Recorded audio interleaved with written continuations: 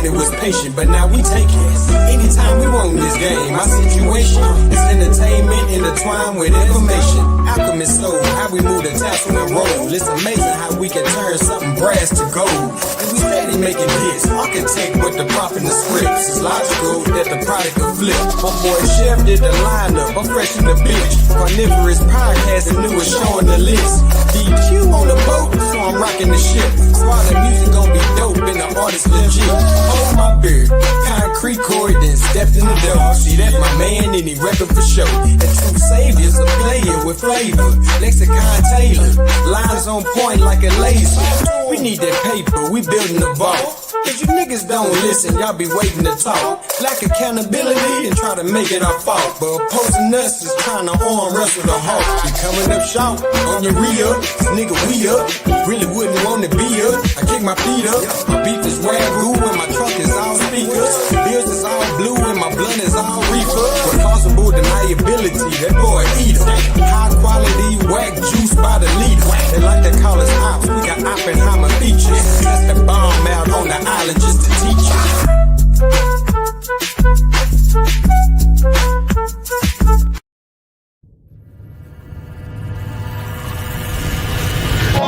Trimedia Records. This is my story. Get the story. On your ID, you see me calling nigga. Out of this league, a workaholic nigga. Nickname, Big Game, big thing. Handle his business, he never switched lanes. Had some brain surgeries in high school. Still came out that bitch a top dude. Moved to the city of the Mavericks. Came out this bitch dropping classes.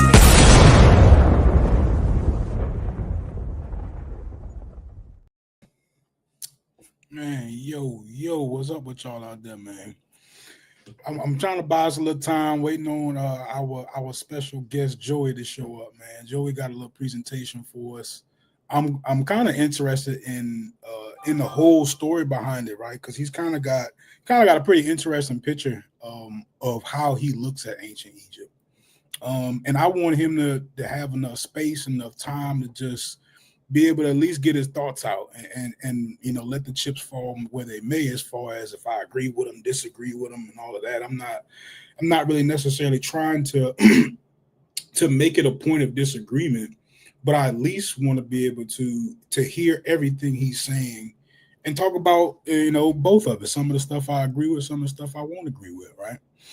Now, I kind of find it interesting that whatever it is he is attempting to build upon, that he has to find it in ancient Egypt. I think that's super interesting. That's always a question that I'm sure y'all hear me asking all the time. Like, why Egypt? You know what I'm saying? What's the significance? Like why can we only get this thing when looking at Egypt? Why we got to skip over all these other black people to get there, to get whatever it is you're talking about? Always a concern of mine. You know, I guess is interesting. I want to hear what he has to say. I want to hear what he dug up as far as how there could be no oppression in ancient Egypt, and what he's dug up on who gets to go to the afterlife, man. Where the hell Joey at? So Joey, so I'm gonna lay out his premise then, since he's here. Hopefully I don't mess it up too bad. So what Joey's saying, Joey looks at ancient Egypt as basically they had healthy relationships with their neighbors, right? His take on it is that they were just spreading Ma'at, right? I would call it colonization, right? Because they weren't like worshiping Ma'at, you know, just based on that they wanted to. No, they were worshiping Ma'at by the tip of a sword type stuff. So you can't really judge, you know, if that's what they wanted to do. I don't think that they wanted to pay taxes. You know what I'm saying? So there's all sorts of different things that you'd have to point to in order to be able to make that particular argument. So it's kind of difficult to stand on. As far as like if there's no oppression, I think it's like widely known that Egypt comes to be because of the uniting of the two lands, right? That certainly can't be um, a peaceful process. Like somebody's got to be like the loser, and certainly not able to maintain all of their cultural continuity because they lost.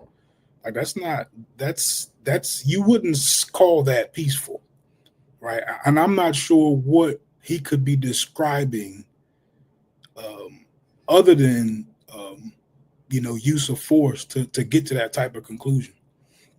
I really don't know.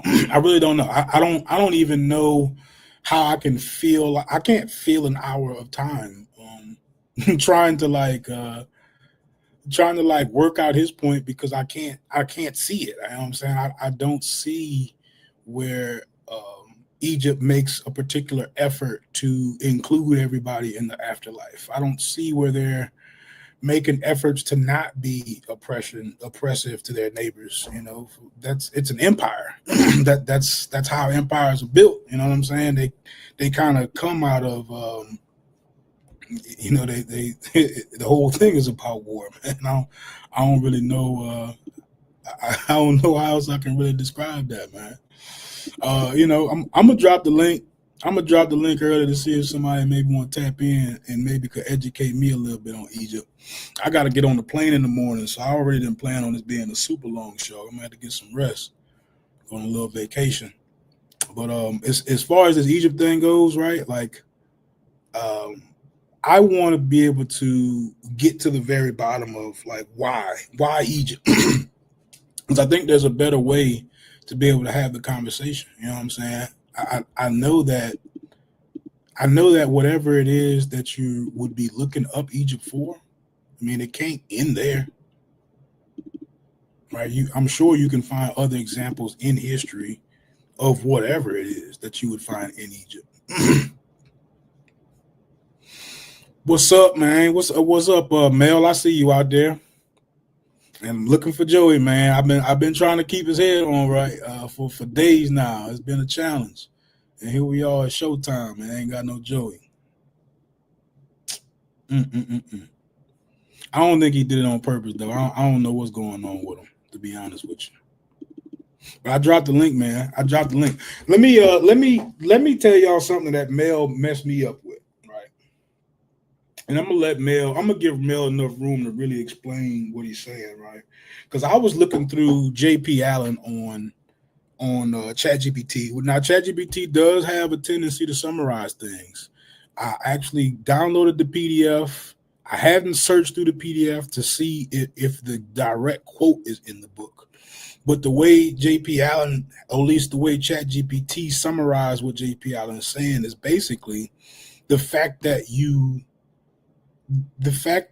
don't see a lot of ordinary people becoming divine in the afterlife is simply because they're just irrelevant to the story.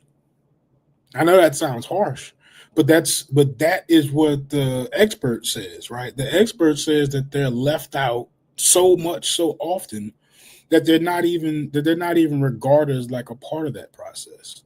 And what Mel said drove it home in a totally different way, right? He said, where are the graveyards for the ordinary people? That's a tough question.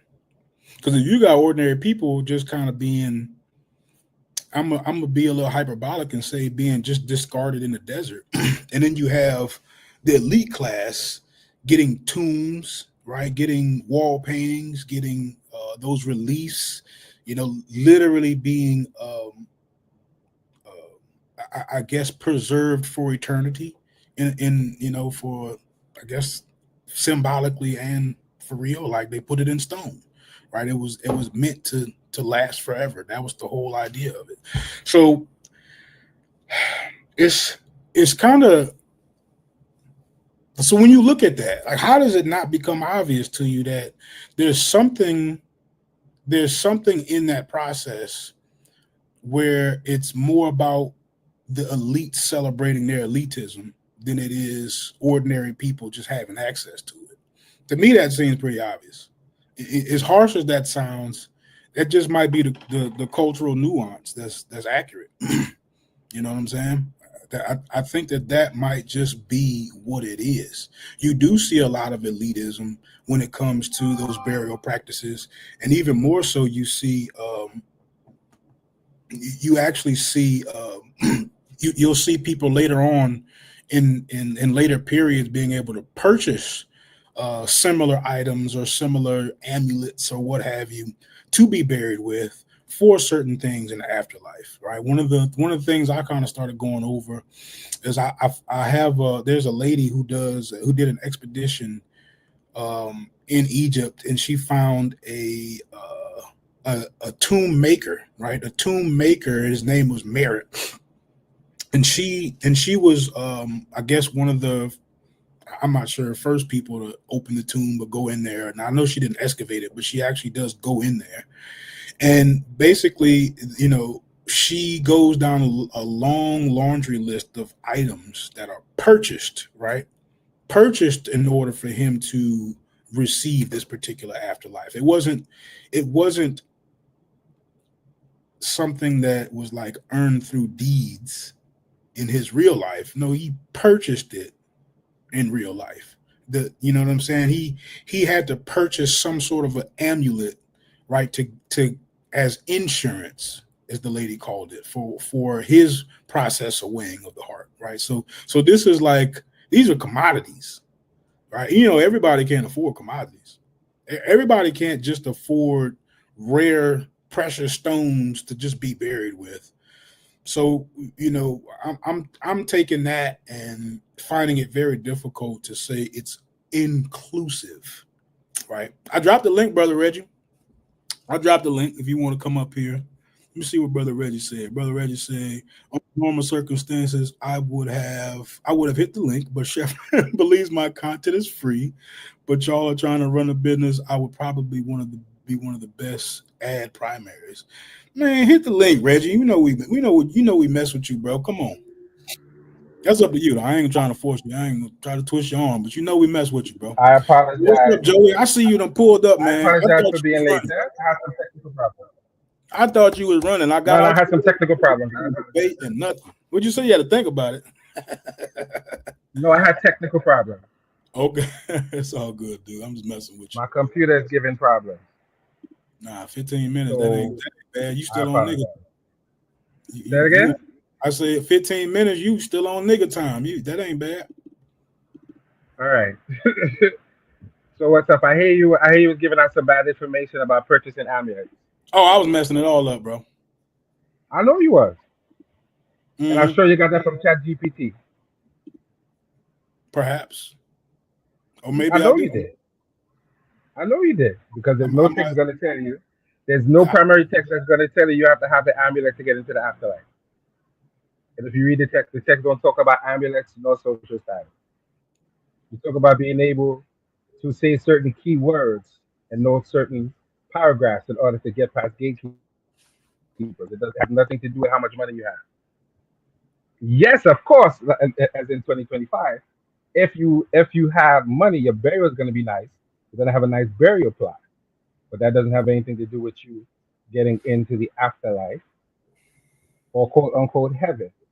There's no primary text that you can show me that mentions any social status.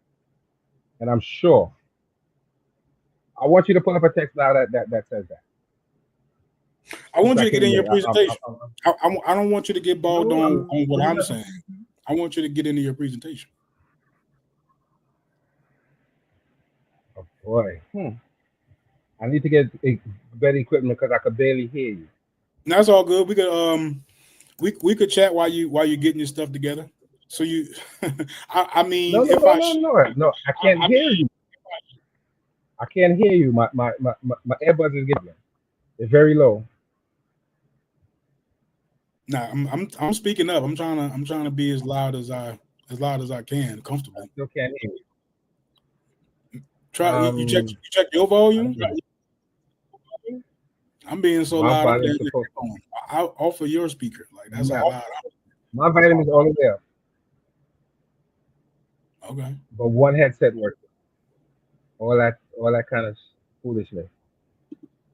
All right. Well, And we we let we me get into tried my to we tried presentation to make here. sure we got you straight last week. You thought you said you had everything. I told you we was gonna get you right, bro. Now, I was supposed to get some new equipment, but the equipment didn't come in yet. So the equipment is not Man, coming in anytime soon. we would have definitely made sure you had some earbuds to do this for sure. But Don't it's worry, like don't worry, don't worry. I can hear you, right? So are you you say you're getting the presentation together, right? Yeah, Can you I'm can you pulling it up share now. can you share a little bit about where you're gonna start in your presentation? Basically, what I'm doing is I'm laying down the definitions, the key terms, and I'm gonna show some text, but not too many slides. I don't want to slide you to death. I don't need to show all that slides. So I'm actually gonna go into some text corpus and things like that. But I got about 7 slides that's just laying down the basic premise to show you where I'm coming from, and then we're gonna go into some text corpus and input some of the terms into the text corpus so we can actually see how they use in the language. Yeah, so that's what I'm gonna do. So right now I'm gonna present from a PowerPoint. It's only about 7 slides, and then I'm gonna go into TLA and deal with some text, and we'll move on from there. I don't want to be more than an hour. Do you think, bro? Okay, whole night. If you want, what we could do is I could lay down my premise, and then we could open up the lines and have a little discussion. Then I could get more into the body of it if you want to do that to make it a little more interesting. Well, the first thing I want you to do, I want you to take this time to make your premise as clear as possible, right? Show your slides, show what you like looked up and read, and then I'll open it up for people to comment. I don't want them to be interrupting you. I want you to make all your points clear, and then we'll let other people come up. Follow Okay. me? No, but here's what I'm saying though. I could just lay down the premise and then open up the line and let them talk a little bit and then get into the main body of it. Sure. Would you mind if I do that? All right. Yeah, we could do Let that. me just. All right. Let me do that. Links in the chat. Okay. I'm sharing my screen there.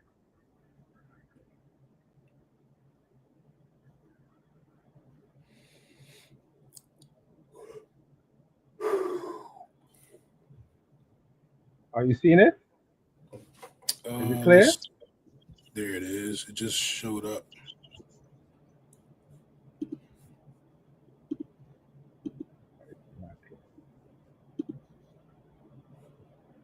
All All right. right, it's clear. I Beautiful. can see it. Right.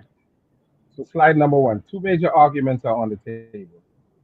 Abstract. In this PowerPoint, I'm going to show that everyone was eligible for the afterlife. And what? It, that's not right. Sorry. Let me fix that.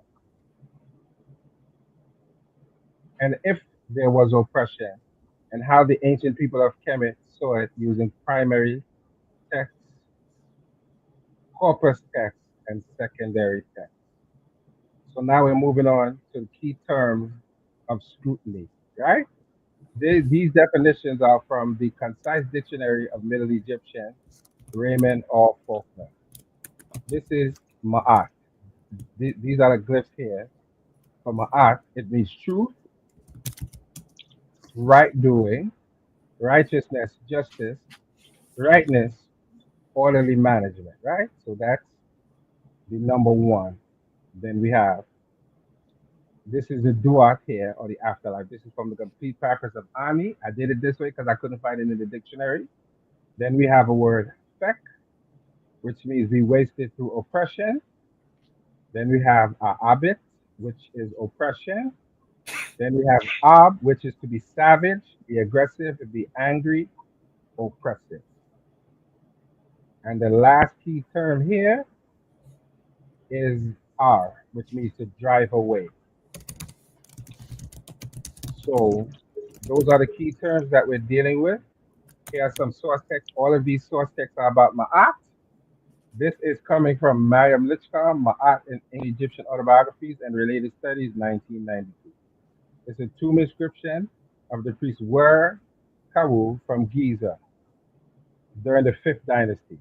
I went from my town, having descended from my nome, having spoken Ma'at there, having done Ma'at there. I never did what is hurtful to people. I never let a man spend the night angry with me about something since I was born. So I think that's pretty clear what's being said there. There's another tomb inscription, Seshem What's Nefer. being said here? What point is this helping you make? He's quoting him as saying that this is a tomb inscription from other brothers.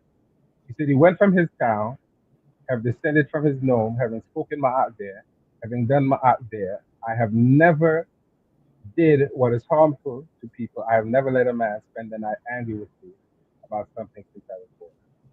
So he's saying that he went out from his town into the nome, speaking Ma'at, doing Ma'at, and never hurt anyone and never let a man spend the night angry with him about something since he was born.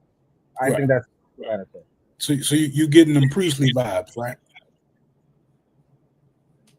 Well, yes, this gentleman was a priest. Yeah, And what's his name? were Kewu, something like Okay. that, Okay. So he's a priest. I see it up there. I got you. bro.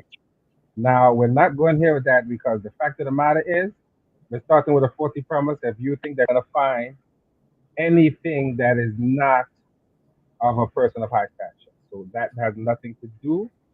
Their stature has nothing to do with it because when you look into it, it has nothing to do with it. So you're starting with a 40 premise. To say just because you're only seeing people who are of stature, that means only people of stature can get in. That's not true. You're only going to see texts of people of stature because that's how the world works. No, That, just no that's coincidence.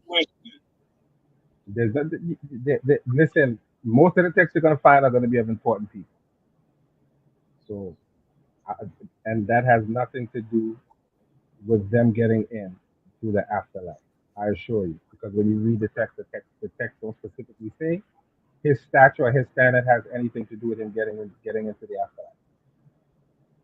And this is why I'm talking to you about Ma'at, because this is what he is saying in his own words. This autobiography. This is what he was. He didn't say I'm rich. That's why I got it. He said he did Ma'at and didn't hurt people. That is why he got it. So let me read the next one. This is a tomb inscription of Seshem Nefer from Giza. I have come from my town, I have gone from my nome. I am buried in this tomb, having spoken Ma'at, the God's wish daily. It is good. I used to tell the king what serves people. I never told an evil thing against people to the majesty of my Lord. So this against how we're coming from his town, going to his nome, being buried in the tomb, having spoken Ma'at, which is the wishes of the nature. Daily it is good. I used to tell the king what serves people. I never told an evil thing against people to the majesty of my Lord. It means he never said anything negative about anyone to the Nasud Biti. For perspective on my art thinking outside of biographical sources, we now turn to the instructions of the Sebait of Ptahhotep Maxim number 5. Great is Ma'at, lasting in effect, undeserved since the time of Asar, for one punishes the breakers of law. Through the greed one overlooked this, while baseness may seize riches, crime never lands its wares. In the end, it is Ma'at that lasts. Man say, it is my father's ground. Is that self-explanatory, or do I have to explain that? Say that. I kind of caught half of what you said there. You wasn't It really. says, great is Ma'at, Mhm. lasting in effect. So we're talking about how great Ma'at is, and it's lasting in effect. It's been undisturbed since the time of Asar. One punishes the breaker of laws through the greed Through the greed, one overlooks this. While baseness may seize riches, crime never lands its where. In the end, it is Ma'at that lasts. Man says it is my father's ground. So do I need to explain that, or is that self-explanatory?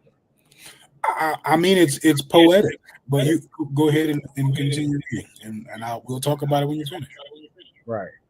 And this is maxim number 19 from Papyrus Priest. This particular papyrus had the Sebait of Ptahhotep and the Sebait of Kajemeli. That man endures whose rule is Ma'at, who walks a straight line, he will make a will by it. One who is greedy has no tool. So it's saying the man that lasts, whose rule is Ma'at, he walks a straight line, he will make a will by it. And one who is greedy has no tool. So that means if you are not dealing with Ma'at and you're a greedy person, you should even have a tool at all. And this individual is talking about, you know who Ptahhotep was, right?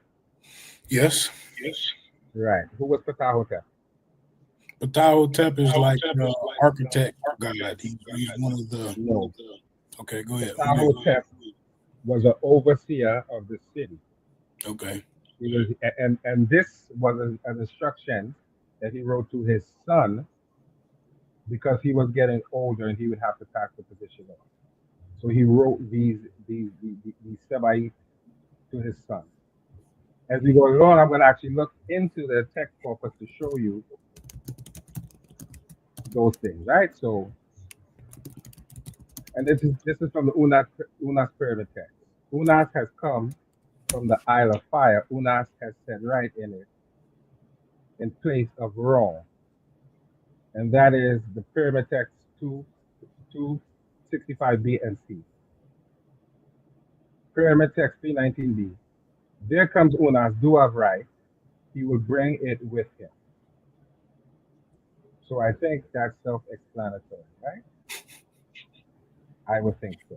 I mean, when you keep saying self-explanatory, right? You assume that I have to internalize it the way you're internalizing it, right? So for me, these instances, they don't speak to like the greater whole, right? You might have. I see poetry. I don't see the everyday workings of regular people when I'm hearing this, right? Because of course you don't. So hear what I'm saying, and the reason why, right, is because time and time again, when you look through these things, that they're also even talking to elites, right? But so when the conversation is being had about who are the people benefiting from such these things, it's easy to see what actually happened, right? We can look back in hindsight and see if this presence of my aunt forced that kingdom or forced the society or forced the culture to be I guess more lenient towards the poor or the working class, and that's just not the case. As a matter of fact, are you aware of the Nubian queries? Are you aware of that,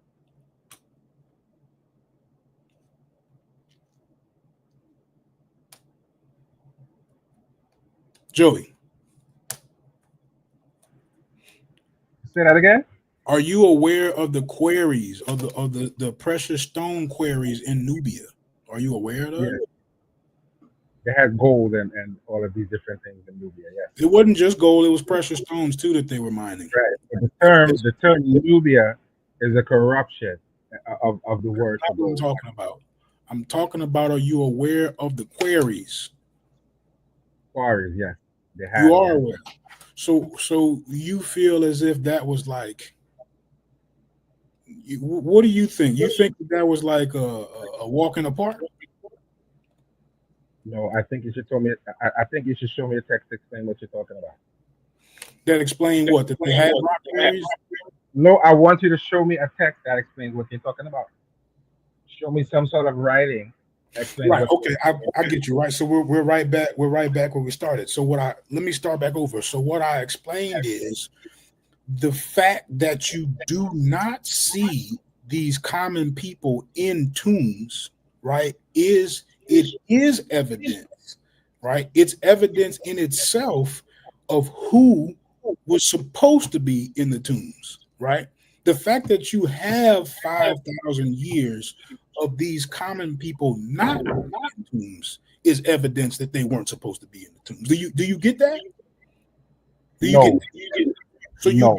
you don't get the part where you can find people buried in pots, people buried in the sand, and find the king buried in a tomb. You don't Do see you like and stark difference there. do you know that pot burials that you're talking about are before they had mummification, and that's just how everyone was buried? Sand burial was. That's how the king was buried, Joey. That's, they didn't have mummification. They put the They didn't have king in a mummification. pot, Joey. They didn't have Show mummification. me that text. You showed You're me. talking about the pot burials you're talking about are before mummification. They're before mummification. They I'm not going found to hold you to someone. that. Now Are hold you on, now, hold on, now, hold on, hold on. Let me show you. Now, let me show you why. Because they king? found. No, hold on. They found someone in a pot recently, pre-mummification, and they said the way that he was buried, they thought he was buried as a noble, even though he was not. The way he was buried in the pot, he was buried as a noble. That is what they said. So there's a certain way that they would have buried you if you were noble in a pot. And they say that they think this guy was a potter, so they didn't understand why he was buried that way. Did they put the king in a pot? Well, they had noble burials for people in pots. There was a time before mummification Can where you they show? could mummify. There's a time. There was a time before mummification. You know that, and I know that. I don't know that. You keep assuming Well, I'm that we telling all you know that. it. And I'm asking you, I'm okay, telling you that. that's The pot you. burial was before mummification. I'm talking about the king. Can you show me the king in a pot? It's just a yes or no. You can. You can. Can you? Well, first of all, when we're talking about you're only gonna find the most well preserved of people, and mummification preserves you pretty well physically. And they hid these, and they hid these things, and of course they were hidden away in a certain condition, but they're very well preserved. So most of the remains that you find are going to be mummified remains. That's a fact. That doesn't say anything about the status of anyone. I want you to show me a text that specifically talks about status. And if you can't show me that, then I'm going to argue that is someone's conjecture, saying that because it didn't say something, it didn't happen. And we know that that doesn't. But I'm That's a saying false. I'm saying you're not actually being fair, but based on your own rules, right? Like now we both know we can find kings buried in tombs, right? We both know that, right? You're going to find most of the people that they have found are kings or elite people. That has nothing to do with the afterlife. The text do not specifically say that. You and I both know that in any culture they only preserve what they think is important. So don't come at me because you only see Not coming at mummified you. remains of certain people that Actually, has I'm anything to do actually with. asking you, what does that mean to you, right? The fact that you have thousands of years of elites getting a particular treatment when it comes to death, and you don't see common people doing it. Is there something to be said about that? That you will What see is common people not even what is in a graveyard and see the king buried in an elaborate tomb. That what is doesn't. to be said about that is when we deal with ancient chemists, you don't compare the king to you don't compare the celebrity to anyone else because before he dies, he's already considered. He's already compared with the nature. He's already considered a deity and a divinity already. He didn't have to die to get that. He was already set apart. So you can't compare him to anyone else at all. Why He was not? that different and that special in the eyes of the people that he was compared to no one else. But that's exactly what this is. This is absolutely comparing the burial practices of the best to everyone else. That's exactly what we are trying to do. You can't compare the king to anyone else. Bro, He's the elitist of the elite. You can't do that. That doesn't work. We're not talking about the ceremony, right? If we even begin to talk about the ceremony, right? Before we even get there, let's talk about the location of his tomb, right? He's actually buried amongst other kings, right? Right. So like even the some of the royals are also buried in the Valley of the Kings. Yeah. I mean, not the royals, but even some of the elites are buried in the Valley of the Kings. And the reason for that is The normal skullduggery. buried with the kings. It's called skullduggery. They buried them there to prevent people from robbing them. They were robbing the graves, so they buried them in a central location. I see it, Mel, but I can't click on it for whatever reason. Like you still haven't shown me a text. You still haven't shown me a text. You haven't shown the text. You would have to join the panel and actually put it in my back chat so I can click on it and be able to share it. If you got a sec, Mel, hold up, man. I showed you post and I showed you text. I could show you more text too. No, what are you actually asking me to show you? You asking me to show you? I want you to show me a text that says what you just said. You want to see an expert saying that the afterlife belongs to the elites? No, I want you to show me a text from people who are in the culture that say you have to be a royal or an elite. That is what I am asking you to show. Because the expert is going to do what you just did. And I'm saying the expert is going to make conjecture. Can we talk? That's what the expert is going to do.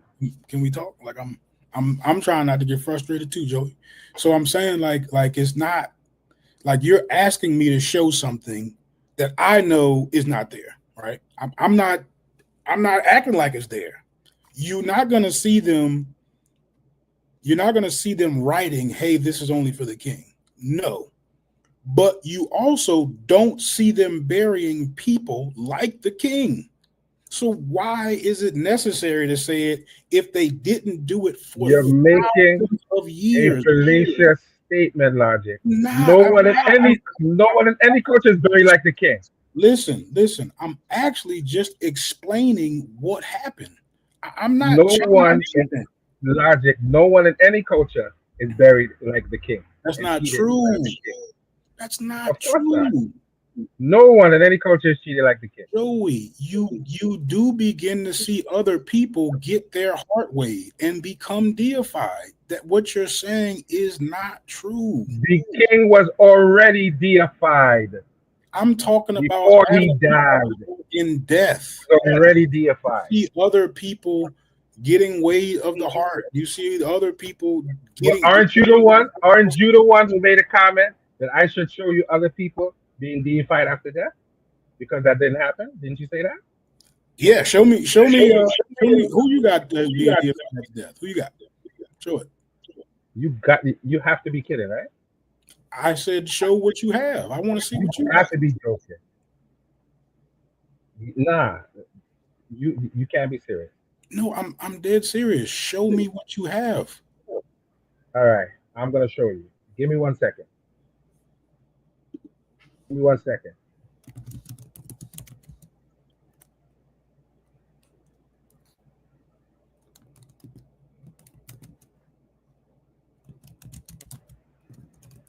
Keep talking about time. Keep talking about the time. It's beginning a little. It's starting to get kind of difficult. I know you can't be serious. It's starting to get kind of difficult because I think that the way I'm saying it, I'm not so sure of why that's so difficult for you to accept. The way I'm saying it, because the time period is so long. No, there's right? nothing difficult. You're just wrong. No. You would be looking for anomalies, right? The regular occurrence is that nobles and No. No.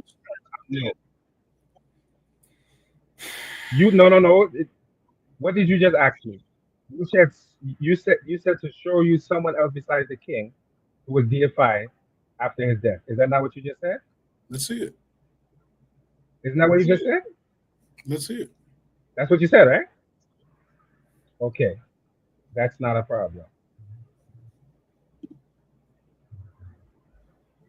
And I could tell you it's not a problem. And I could show you several people who are not kings who were deified after death.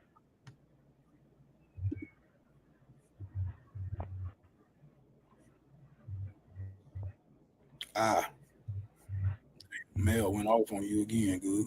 So he gave me the old kingdom, and he gave So me I'm gonna a lot. He gave me a lot now, Paul.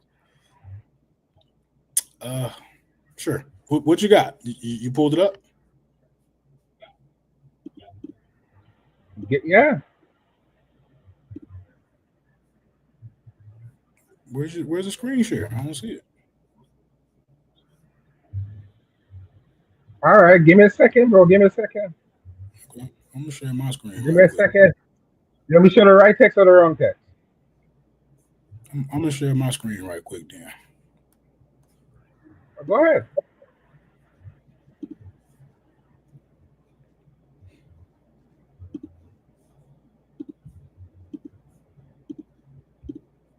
Because here's a story that we're all familiar with at this point, right? We're all familiar with Aha, King Aha, part of the first dynasty. Well, not the first dynasty, but part of the old kingdom. And you see him buried with his retainers, his retainer sacrifices, right? Let me put my screen share up here. I'll get over there. So what happens to the retainers after death? Do you know?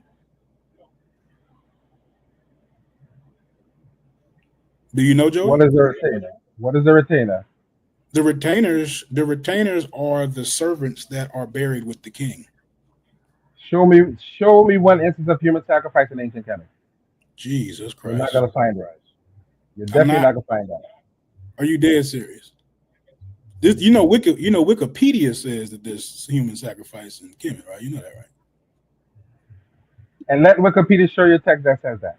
You ain't gonna find that nowhere. I don't You're know not what gonna find that. you're disregarding evidence at this point. I can't Show make me up. a text that says that, bro. I'm not disregarding evidence. I'll pull it up. You read Wikipedia. Maybe you're unfamiliar with it. I'll pull it up. And I want you to show me a text. I got you. Because I showed you text. I ain't seen no You can text. actually argue. I'm looking for it. I actually saw you. I showed you text that you can argue with me with, and I'm going to show you more. You actually You're just showed talking. the word oppression when you said there was no oppression in ancient Egypt. Actually, that's the I only didn't thing I remember you showing. You showed me that in some poetry from Ma'at. Like that, you have not used the text to make your point clear. Because you don't know the text to understand the point I'm trying to make in your argument. I'm not Hold on, ignoring Wikipedia. You haven't shown me one text. Well, you show me one text and then we'll talk. I'm pulling it Show up. me one text. I'm pulling it up. You haven't shown me one text. You quoted Wikipedia. You didn't show me kind of any text. excited today, Joey. Come on, man. Because you didn't show me a text and you're arguing. What are you arguing about? Work with me. You kind of cutting point? up a little bit. I'm asking you to kind of relax, bro. Please. What? Yeah, I'm asking you to relax, man. Work with me. Like you're fighting me. I'm not fighting you. We just talking. I want you to show me a text. I mean, are we both pulling up a text right now? I'm pulling up a text. Aren't you pulling up one? Of course. Cool.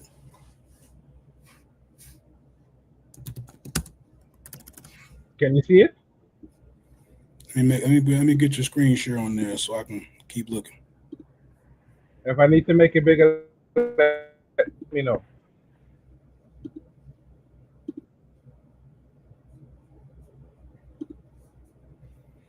You blow it up as much as we we can. That's good enough for you, right? Okay, I'll make it bigger for you. Pause.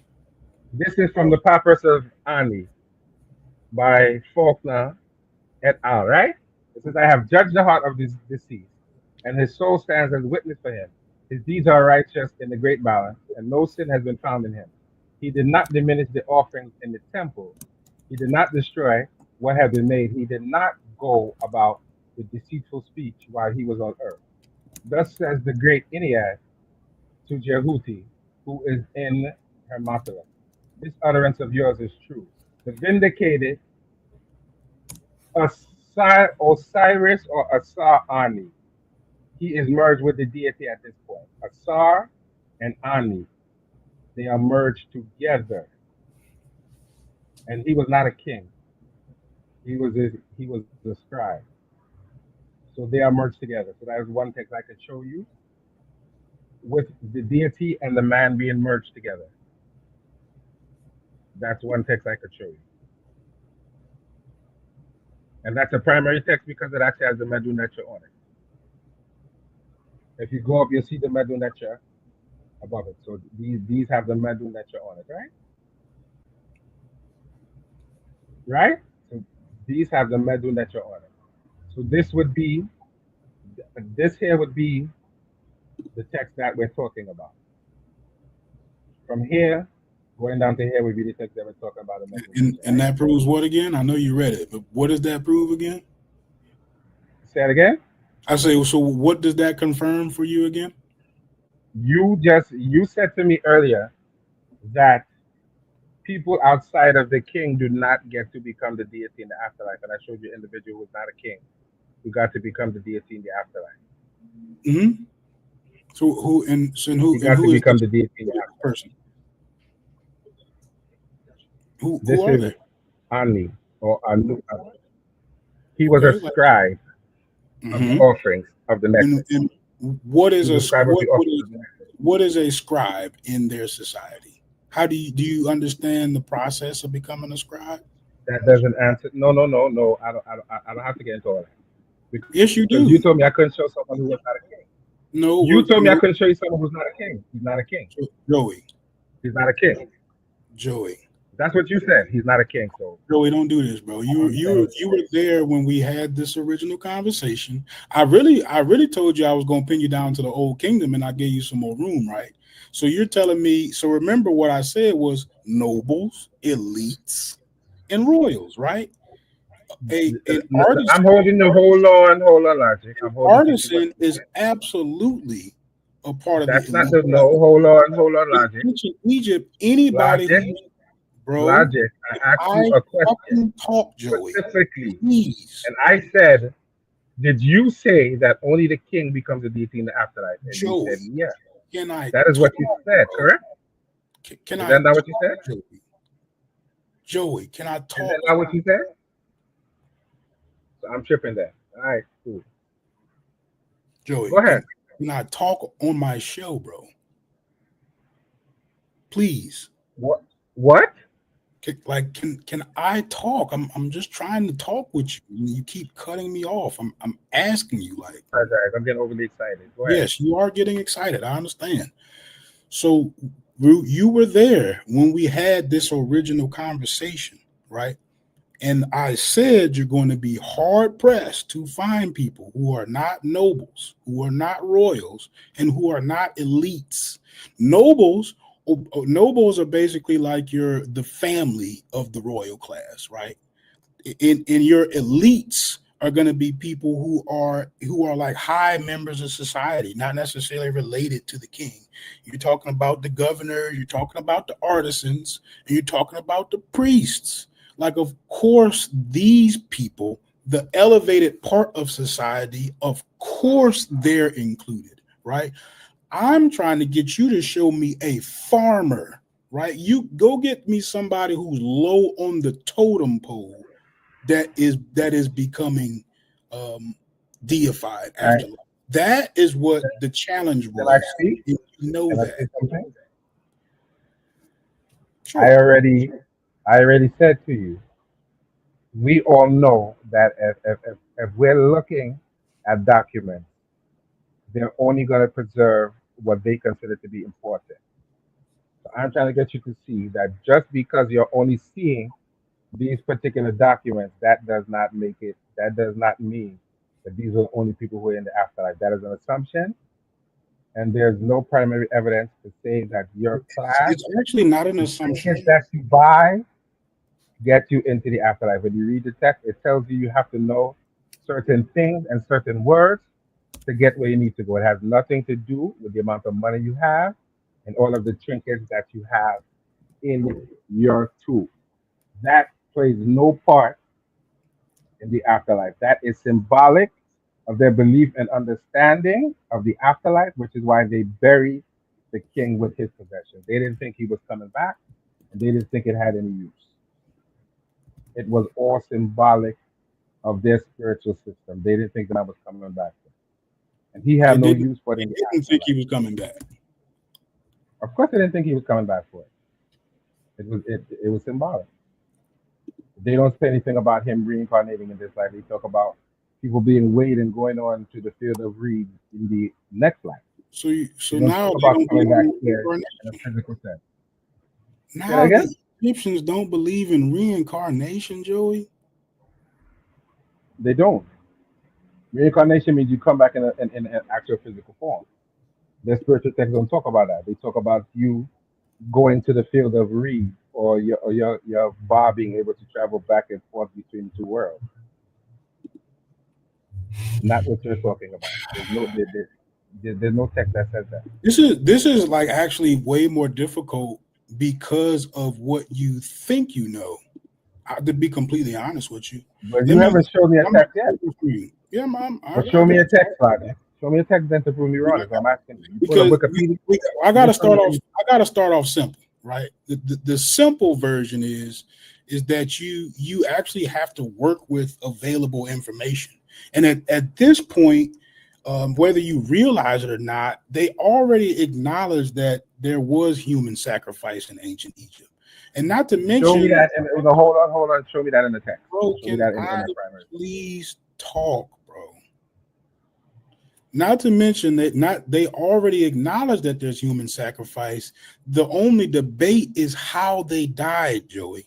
That they debate maybe like if they died by poison or were they killed by a blow to the head. But those are the conversations that are actually being had. Nobody's denying if there was human sacrifice in ancient Okay. Egypt.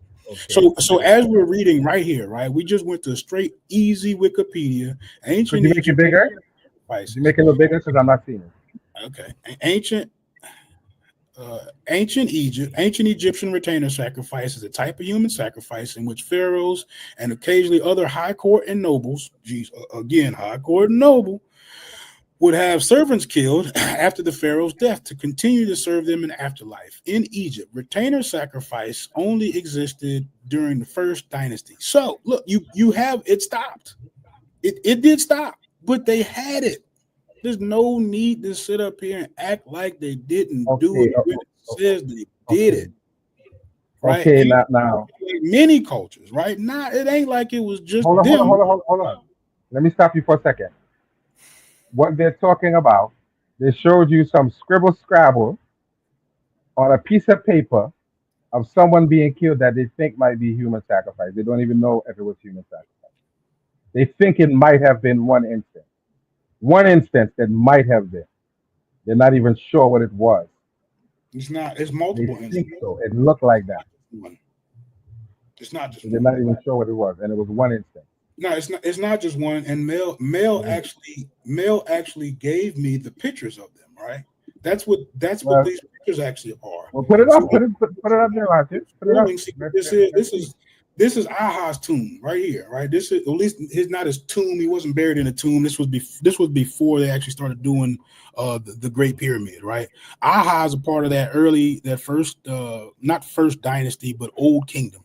He's buried in one of these blocks. I'm not sure exactly which one, but all these little small blocks over here, these are his servants, right? All of these would just be people whose intent Okay. was to continue to serve the king in the afterlife. They died, they Okay. lived and died Okay. to serve the king.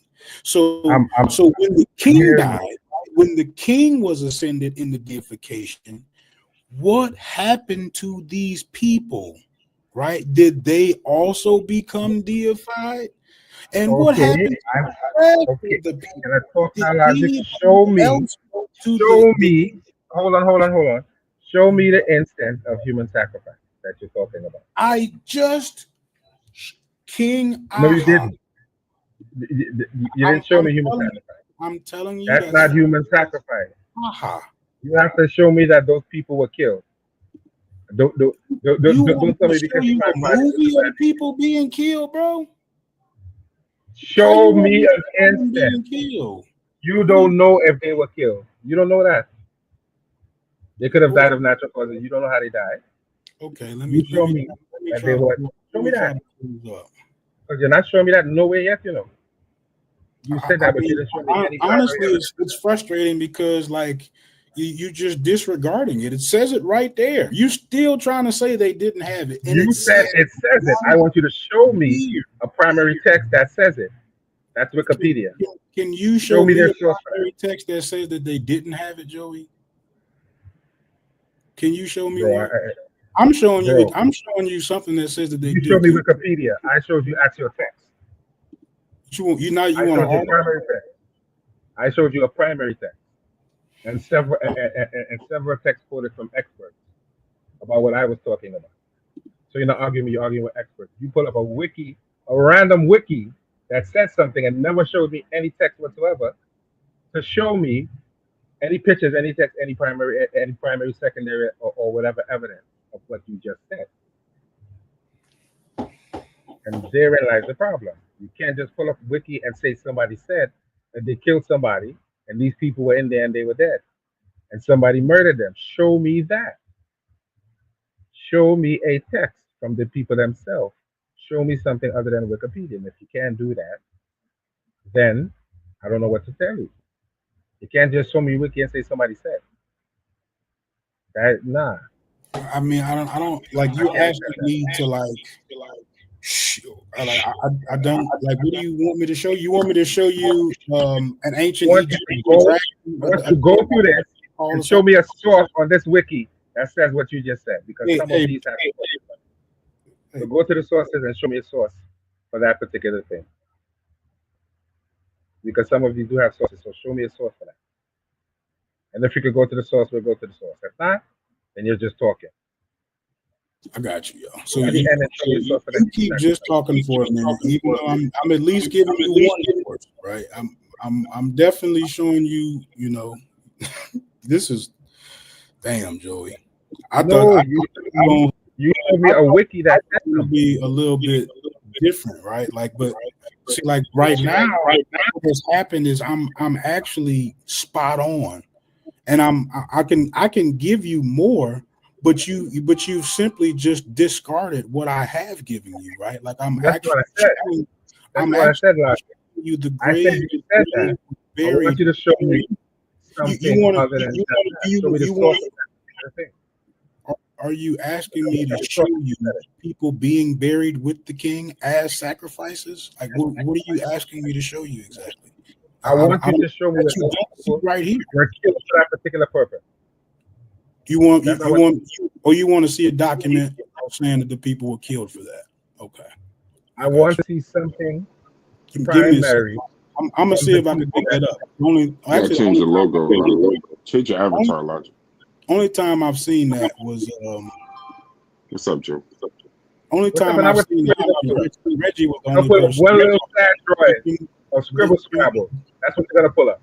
One little sad droid or Scribble Scrabble. And they don't even know what it is. It looks like somebody was ritually killed. That's what you're gonna pull up. I can tell you that. I've seen it before. I've seen people get embarrassed talking wild crazy and quoting Wikipedia and quoting AI. I didn't do that. I gave you something that you could look at, and people can read it and understand it, even if you want to disagree with it. Hey, Joey. Yes, Brass. Give me 1 second, brother. So, where are y'all at in the contention? Did you finish your presentation, or where y'all at? What is the contending point right now? No, I laid down a basic premise, and we were supposed to open up the line so people could come in, Okay. and then I'm So what is supposed your to get basic? Stop right there. Stop right there. And from what I see, you're doing pretty good. So what is your basic premise in a sentence? My basic premise is my art is what gets you into the afterlife. It has nothing to do with just that. And it's a Okay, valid. so my art is what gets you to the afterlife. It has Yeah, nothing to do with your status. Logic, can you put that in the banner? That's the right, premise. Okay, right. now and you've shown proof that that And my art gets you into the afterlife. No, logic not your is saying status. to me, logic is saying to me that trinkets that you buy and your status is what gets you into the afterlife. Okay, But so that that's the is overall not premise. All right, we good. We cooking with grease. right. But that is So not what have you used to prove that Mayat gets you into your afterlife? And then we'll go into why status does it. well. So what have I you shown? well well. I just laid down the basic premise. I didn't get too much into any other documents because I wanted to have an interaction with the audience at this point. Yeah, but a lot And of then people don't always come up, so you can't guarantee. You know what I mean? You can't I bet had on nothing to that. say. So quick question. What is your proof that Mayat gets you into the afterlife, not your status? Show me. See if I can understand. Well, I could show you the weighing of the heart. That's fine. Just show me whatever you. So you got one source. No, what I'm explaining to you is if I show you now one papyrus of the weighing of the heart, and I show you another papyrus of the weighing of the heart, they would Okay, show basically it to me. Let's see where you go. they would basically pretty much be the same thing. Okay, It just I'm interested. Show it to wouldn't me. be that different. What is that banner, Logic? Afterlife has nothing. Share your screen, Joe. Show me what you got. Pause. In a second. In a second. And what I is want to this get on the the screen proper. right now? I don't know what is that on the screen. It says ancient Egyptian That's not. retainer That's script. Logic's wiki. That's Logic's wiki. Okay, let's get Right. your point out so we can get some clarity. Let's get your No, point out first. So let's because Joey, I need to because find it echoes when you talk and I talk. So just hold on. Hold on, okay. I'm gonna let you get your point out fair. Y'all two can't talk to each other. I'm starting to notice. All right, so Logic. Let me ask you a question. Mm-hmm. He says Mayat gets you to the afterlife, and you say it's your status that gets you to the afterlife. Do you also agree it's Mayat also? Or are you just saying it's your status only? It's definitely status related. Okay. So prepare what you got that says that is status related. And let's battle with sources instead of y'all going back and forth, and then we'll see. And then also I'm gonna drop the link in the chat. Y'all can go ahead and come up if y'all would like. I thought Mel was up here. I kind of stay out of these conversations, but if need be, I will participate. I mean, to be honest, man, I thought I did a great job explaining it, right? So the way the experts explain it, which I can try to pull up, and I'm kind of trying to do like that and pull up the pictures that he asked me for. But the way the experts simply explain it is that, you know, over the course of 5,000 years, the lack of presence of common people shows that wasn't the cultural practice. So you would have to be fishing for an anomaly, right? So your anomaly within 5,000 years won't negate the last 499. You know, like that. Right. I got you. So because you can find certain instances of people doing it, certainly wouldn't be evidence that it is a common practice. Right. Okay. And you got a source that backs up what you're saying? I just asked him that I'm going to find the words I'm going to find the expert actually saying it that way. I got you.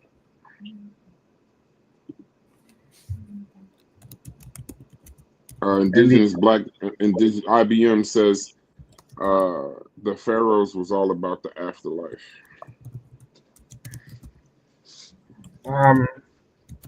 Can I share my text? Brass, I don't know who's controlling that right now. Yeah, I got you. All Share your screen, but I don't have there's nothing down there for me to share. I know. Logic, you gotta remove yours, I think. I got you. Oh, jeez. Well, go on, anathema.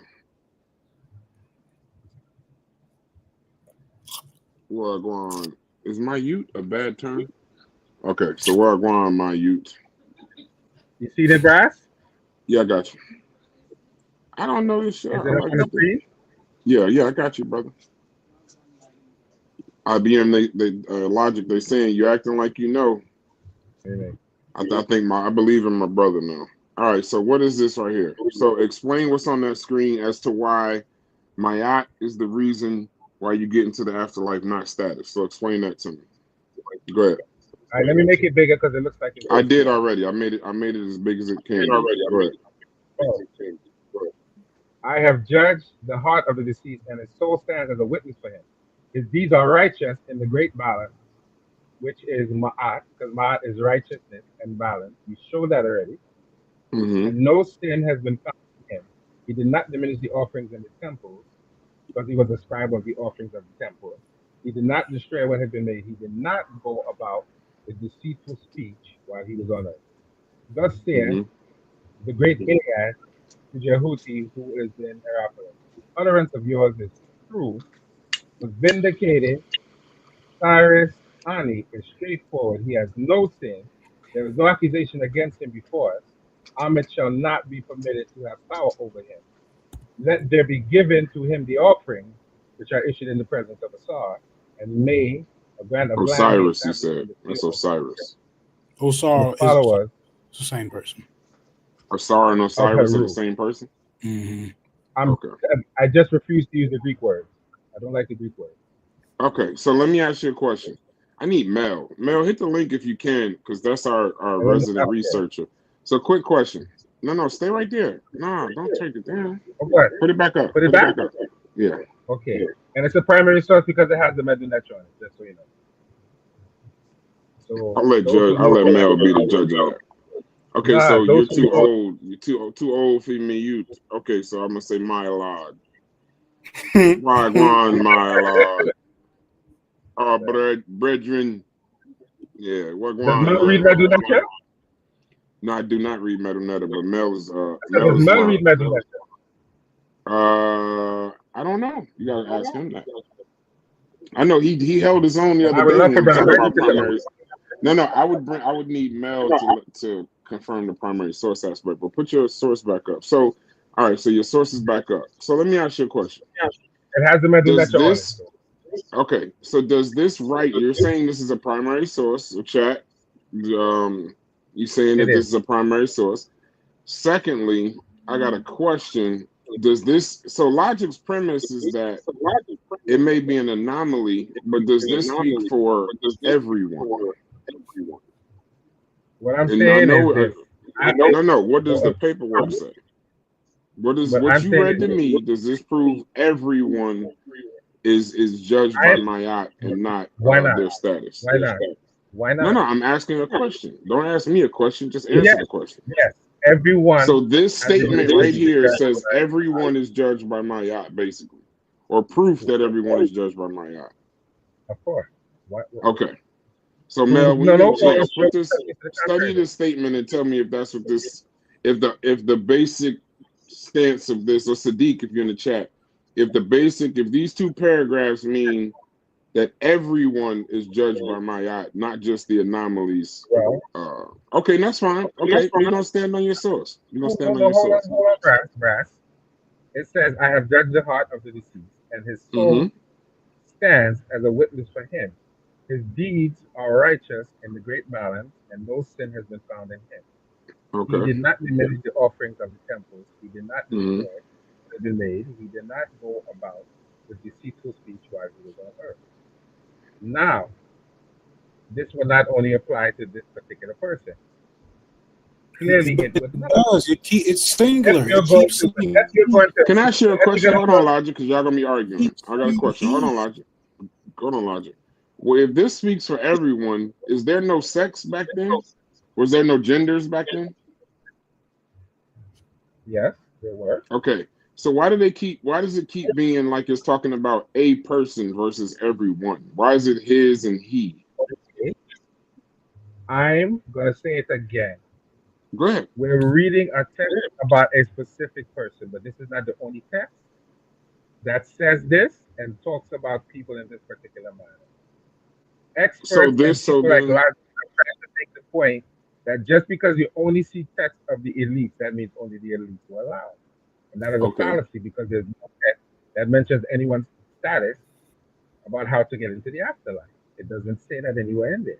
It doesn't say trinkets get you, and it says once you know certain words to get past certain gates, that is how you Okay, get into the stop right there, afterlife. Jose. I Then I gotta got a stop question for waiting for you. Logic. I got a question for you, Logic. Go ahead.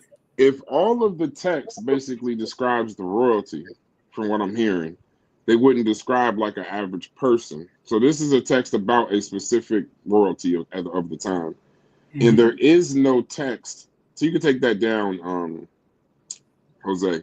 If there is no text, I could do that. Actually, I don't even need to. If if you so Logic, if there is no text that states how everybody else gets into the afterlife, then what is your proof of how everybody else gets in the afterlife? Then?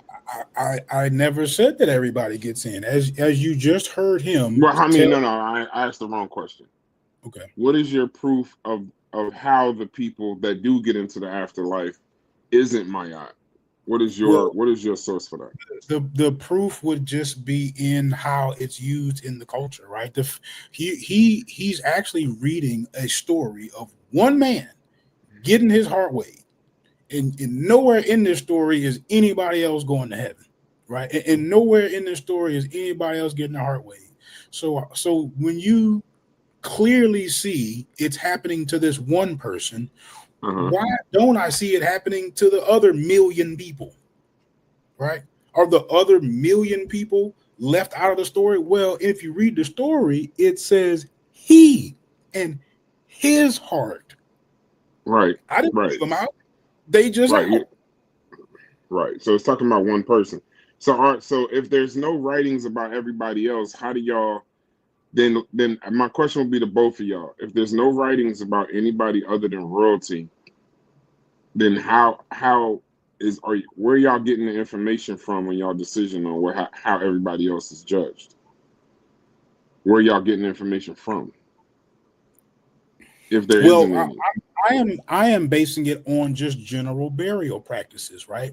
The general burial practices are when people of importance die, they get a large celebration, they get large amounts of food and large amounts of, they get people coming and crying, they, you know what I'm Mm-hmm. saying, like there's a big to do. And when you're talking about a big to do, you're not talking about free at that point, right? You're definitely not just throwing away food for nobody, right? Mm-hmm. Like like that's like a big part of everything that's being said. So you can't negate the fact that status has something to do with this, right? Because people who don't have, they certainly don't have a surplus enough to just throw away in order for, what I'm saying, for large extravagant, funerals. So it's clearly something that is happening at a higher scale. And so one of the points that Mel actually brought up, I'm gonna use his point since Mm-hmm. before he gets up here, is you see a lot of people just being kind of like buried in the desert, right? You get common people buried in the desert, and you get a tomb of stone for the king and some royals, right? What Mm-hmm. does that say about their status? It's clearly about their status. Mm-hmm. I don't see how it's difficult to make these connections, and I feel as though they're so obvious. I'm just not sure of why we can't build upon some of these obvious points. I mean, maybe we haven't talked about it in a particular way, but the fact that he needs to read something other than he just read, like he just read one person getting their heart weighed in some kind of way, turned that into everybody goes to heaven. I don't know how to communicate that out of him. Like, you know what I'm saying? I don't like how you're making a big leap from this one person getting their heart weighed to everybody. Like, you would at least have to show everybody with the document of them getting their heart weighed to say everybody did it. And like, of course, that would be ridiculous. We both know that's not right. And Joey, before I go to you, so what was your point with the retainer sacrifice then? Why did you have that on the screen? I had that on the screen. I know. No. I'm talking to you. I'm saying. I said 1 Yeah, minute, Joey. Logic. yes. Why did you have retainer sacrifice on the So the screen? retainer sacrifices is a clear story that people, that mess with Egypt kind of should be familiar with, where the Mm-hmm. old kingdom were buried with their servants, right? And Mm-hmm. on their walls, which is actually kind of difficult to find, but on Right. their walls, they're they are a part of the king's afterlife journey up until the king becomes deified, right? He Mm-hmm. has servants that stay on earth, and he has his domain that he goes to in heaven with the gods. And that's just what it is. So the only people in that story who are in the afterlife are those people. So what about the rest of the kingdom? They not in the story. Like I didn't take them out of it. The Egyptians took them out of it. That's just what I'm trying to say. Like I don't see how that's not clear. Okay, Joey. What do you say to that?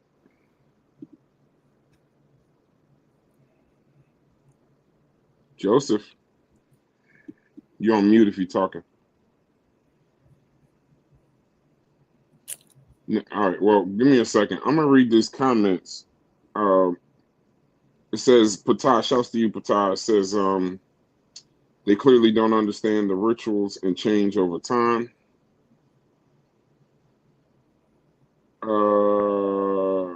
And Haskell, hit the link. there There's there no is a bit of depiction an of evolution. retainers sacrificing Egyptian art. There is a bit of an evolution when it comes to the afterlife, right? When in the old kingdom, you basically only see the king, Mm-hmm. right? And then when in the middle kingdom period, you get what they actually called it, they democratized the afterlife, right? And Mm-hmm. they used the word democratized, but they kind of commodified it more like it. Like they made it for sale for anybody. Mm-hmm. In like that, the that story where you get your heart weighed is typically what's known as the Book of the Dead. The Book of the Dead is like just a pamphlet of sorts, right? That you can buy and have your name put in it. Like that's Uh-huh. actually what it is. And when we sit here and act like it's kind of more than that, we just lying to ourselves for real, for real. You know what So I'm we're saying? It talking would be about the like, old kingdom logic. You're only talking yeah, about the old kingdom, right? no, Not the middle I'm kingdom. right. So I said there's a evolution in the old kingdom. You see it like it's literally only for them, right? And then Mm-hmm. in the middle kingdom, you get to see people who have enough money able to buy their way into heaven. That's just the short version of it. But in the old kingdom, they wasn't having that. You wasn't getting in if you wasn't one of the royals or something. All right. So listen. Let me say this. So it says in the middle kingdom onward. So it says common people and access. Old Kingdom, at first, only the pharaoh, like you said, was believed to have guaranteed access. Commoners' fates were uncertain. It says Middle Kingdom onward, belief expanded. With the coffin text and later Book of the Dead, non-royals were given spells and guidance for the afterlife, including the weighing. So the weighing wasn't skipped, it applied to everyone. It says there are alternative pathways. Some scholars point out that certain texts suggest ordinary people could appeal directly to Osiris or rely on magical spells, amulets, the heart scarab with the spell 30b of the Book of the Dead to prevent their heart from testifying against them. But Okay, these weren't bypasses of Mayat, but rather ways to secure a favorable outcome. right. So there's no known Egyptian source that says explicitly common people skipped the weighing of the heart. What did happen was that ordinary people were gradually included in the same process once reserved for kings, and they sometimes relied on spells or amulets to influence the judgment. So based on what the experts are Wait, saying, one more thing. okay, So ask, how did they get the amulet? okay. Where'd the amulet come from? Uh, IBM says he has a retainer source for y'all, bro. Put it in the Discord, IBM, and Haskell. Hit the link in the Discord, because I think we need maybe a third person, not me, that can kind of pull out. Now, let me ask you a question, Logic. Side question. I think Joey's back. Now, why is it important for you to show? What is the overarching premise of why do you need to show that common people got into the afterlife without Mayat? What is your charge for saying that? I didn't say that. To be honest with you, from what I consider normal people, I'm going to consider poor people because there's a huge wealth disparity in Egypt also, right? So Okay. my intention to ask you how those people got those amulets, because remember I said it was commodified. They didn't just go dig them up; they paid for it, right? And you Okay. also you buy it from the priest. You basically tell him what you want your obituary to say. That's basically what's happening. So if you don't have the money for a tomb, right, you ain't getting it. But now I, here's the thing, though. Go Here's ahead. my challenge to you. So now you said how? Yes, it was purchased or commissioned. It was provided by priests or amulets. By the late period, even modest burials often contained some amulets. But here's the thing also. It says even if they had the amulet, it didn't replace the weighing. It just prevented the heart from betraying you in the trial. So people got the amulets through temple workshops, funerary packages, or craftsman markets. Wealth determined the quality, but even common people by the New Kingdom could have protective heart scarabs in their burials. But Right. once No, again, nobody. it still says it doesn't skip. The only thing the amulet did was prevent the heart from betraying you in the trial. It didn't skip Mayat. So they still were under Mayat Right, right. Well, even hold with on. the amulet. You're getting ahead of it a little bit because nobody Okay, wants go the new ahead. kingdom. You, Thank you you, got to Brad. keep that in mind. For saying that. It's some of the middle kingdom and all of the old kingdom. Nobody wants the new kingdom. So don't fall Okay. for that. So we're saying so you're Right. talking about So, specifically the ancient kingdom. Mm-hmm. Okay. Mm-hmm. Because you're talking about new kingdom, you're basically talking about Greeks at that point, right? So Right. nobody wants new kingdom. They want middle and old kingdom. So when you talk about the middle kingdom people, right, Mm-hmm. that you talking about the weighing of the heart is something else that they purchase. That's Mm-hmm. what the Book of the Dead is, where does right? it say that in the text that they purchased the We weight of the heart? Does it say just that? Hold read on, let it. him let him finish and I'm gonna go to you, bro. Go ahead, Logic. I'm gonna let Logic finish and then I'm gonna go to Joey. Go ahead, brother. I mean, it doesn't say it in the text. I don't read Meta Nature. Joey don't read Meta Nature, and Brass don't read Meta Nature. But we need Mm-mm. Meta Nature to PowerPoint. I just don't get it. It says in the old kingdom, common people had no heart scarabs, no book of the dead spells, and no weighing of the heart. The amulet judgment system hadn't developed yet. Afterlife was a royal prerogative, while ordinary people's post death existence was tied to tomb offerings and memory. What's unclear about that, Brass? Yeah, I'm gonna ask them for a source. Thank you, Patai. You're right. Because this conversation is about the ancient kingdom. Go ahead, Joey. I went to you before, but you left. Go ahead, Joey. I'm gonna look up something real quick. Go ahead. I'm just trying to give y'all No, some I appreciate clarity. it. Hello? I definitely I appreciate it. read I read something to him about Ma'at in the Old Kingdom, huh? I did read Yeah, that, you huh? did. But what do you say about that statement I just read to you? It says this statement. Listen. In the old kingdom, common people had no heart scarabs, no book of the dead spells, and no weighing of the heart. The amulet judgment system hadn't developed yet.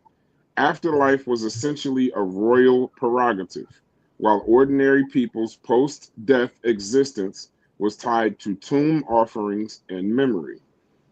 And that source would be James P. Allen, The Ancient Egyptian Pyramid Texts.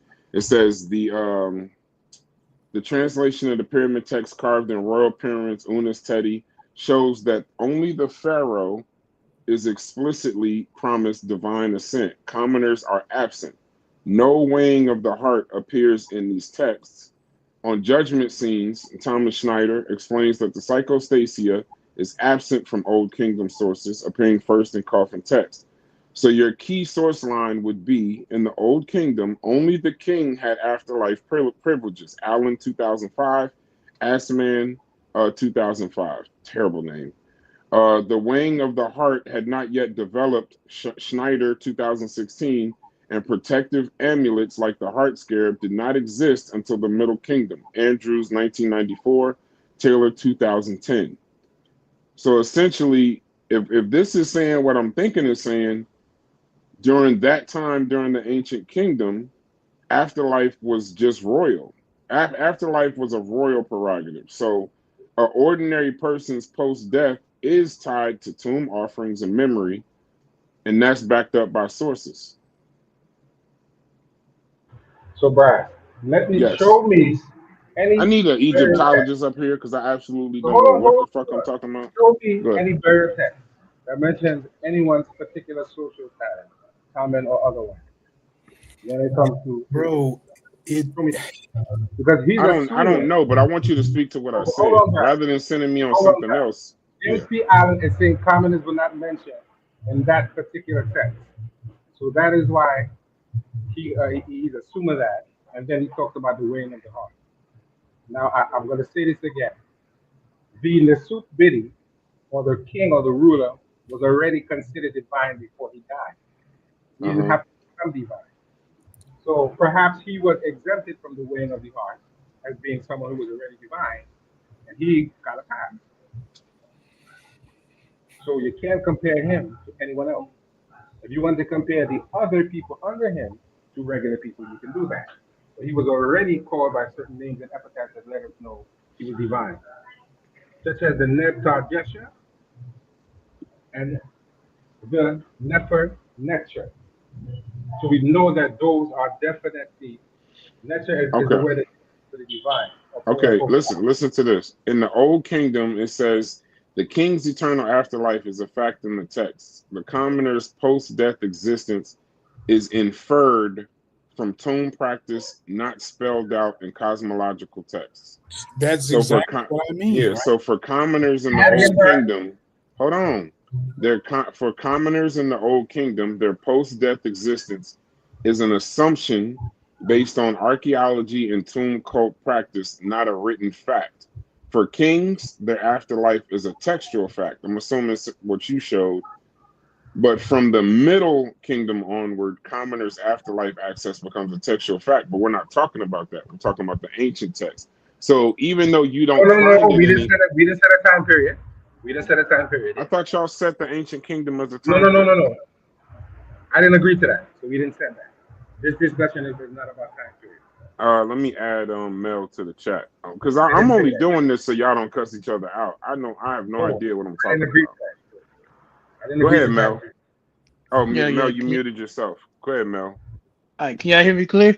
Yes, we can hear you clear. So, and last thing before you go, Mel, if unless you're unfamiliar with it, you actually only find pyramid text in the Old Kingdom on royals. Like you don't even see it nowhere else.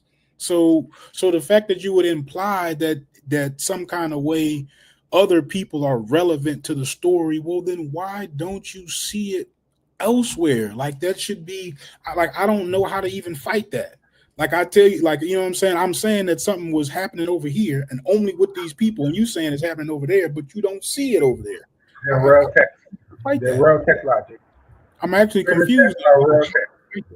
They were found in the pyramid with the remains of the people they're talking about. So that doesn't say anything.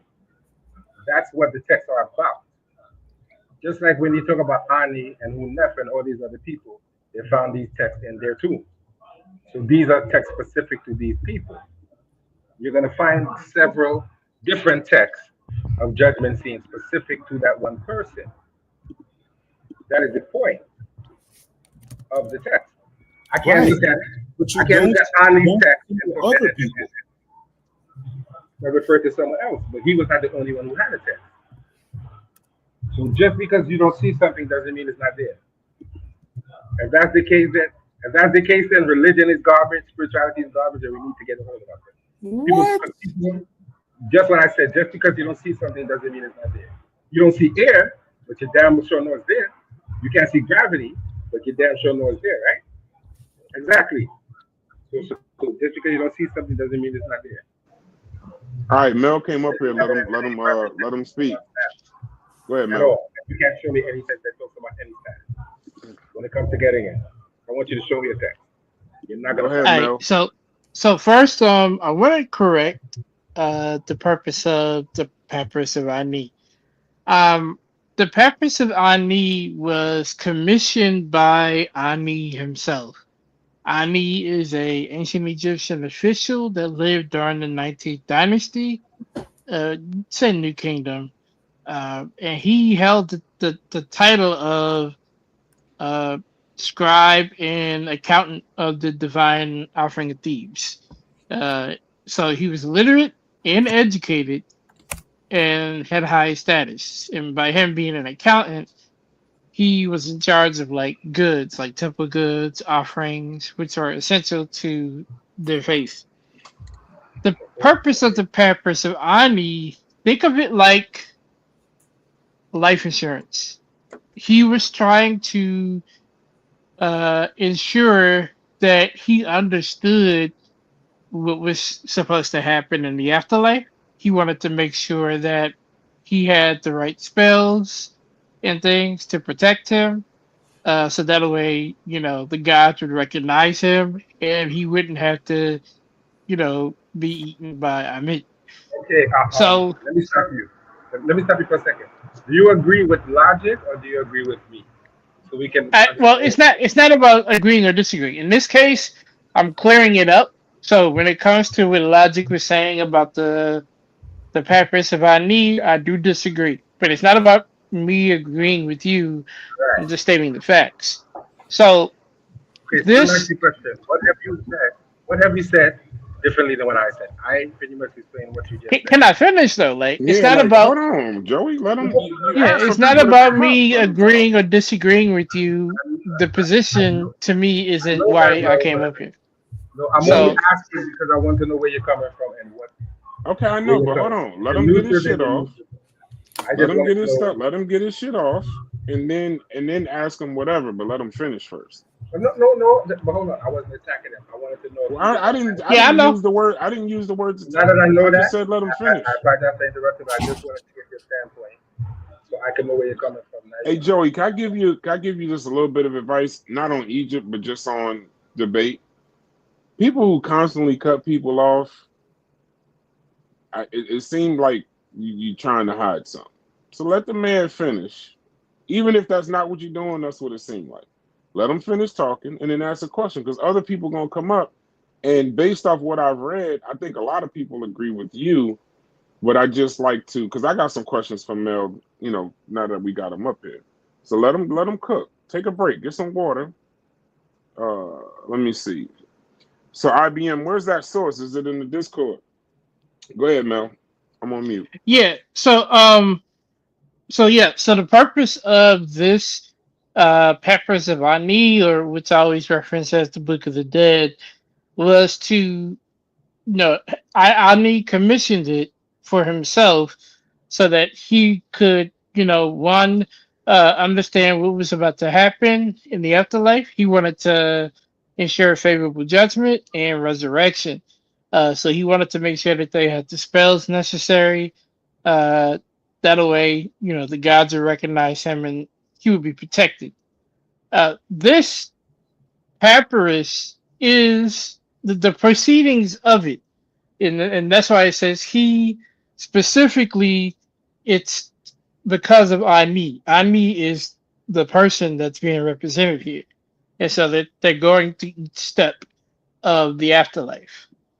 This particular papyrus is just a standard example of something that applies to everyone. It's just that Ani commissioned it, so it was documented. That's the only difference. If anyone else had not commissioned it, it wouldn't have been out there. So because he commissioned it, that's why it's documented. That's why it's put out there. The proceedings and process is the same for everyone because everyone believed in the deities. Everyone partake of the religious faith. So I want to make sure that's clear. So it's just because one person is being referenced here, it's the context that's being missed. Is that he commissioned this for himself. Like I said, think about it like insurance for the afterlife.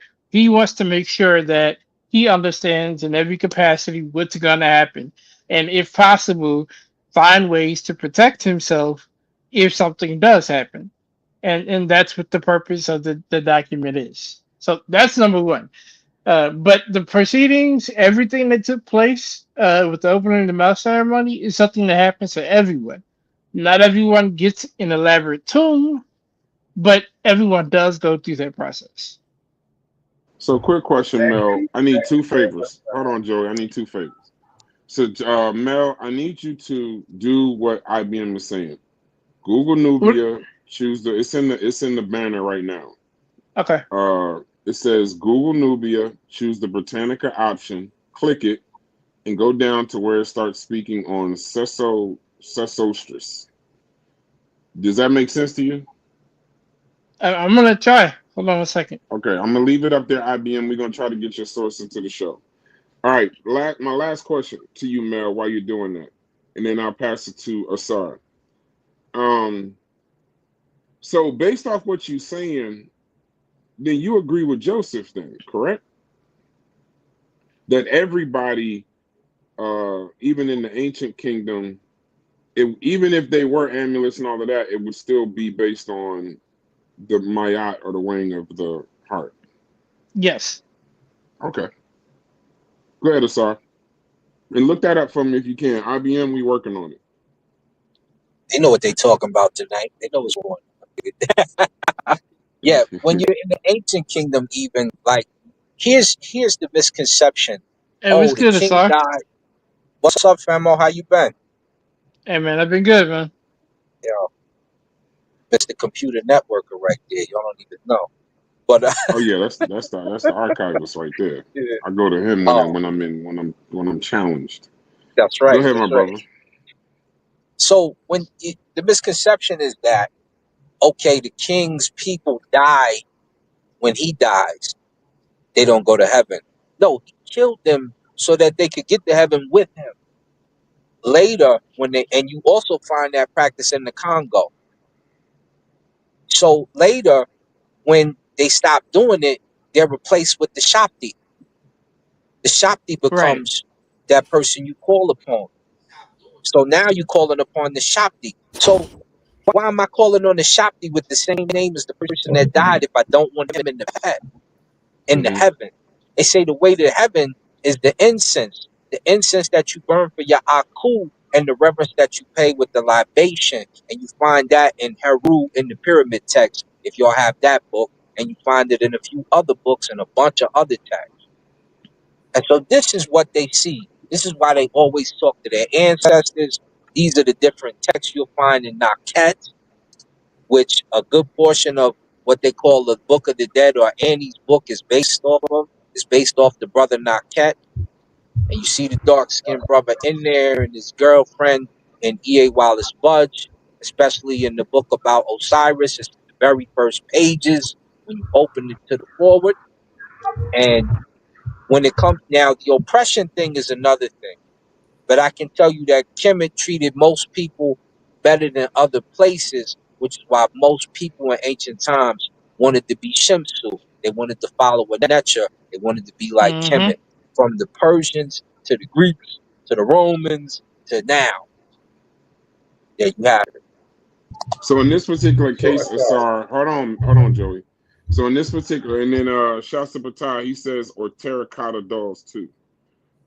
I know Terracotta Army from the game Civilization. That shows how much I know about this. But he says terracotta dolls do or statues. So let me ask you a question. Based on this premise, do you agree with logic or do you agree with Joey?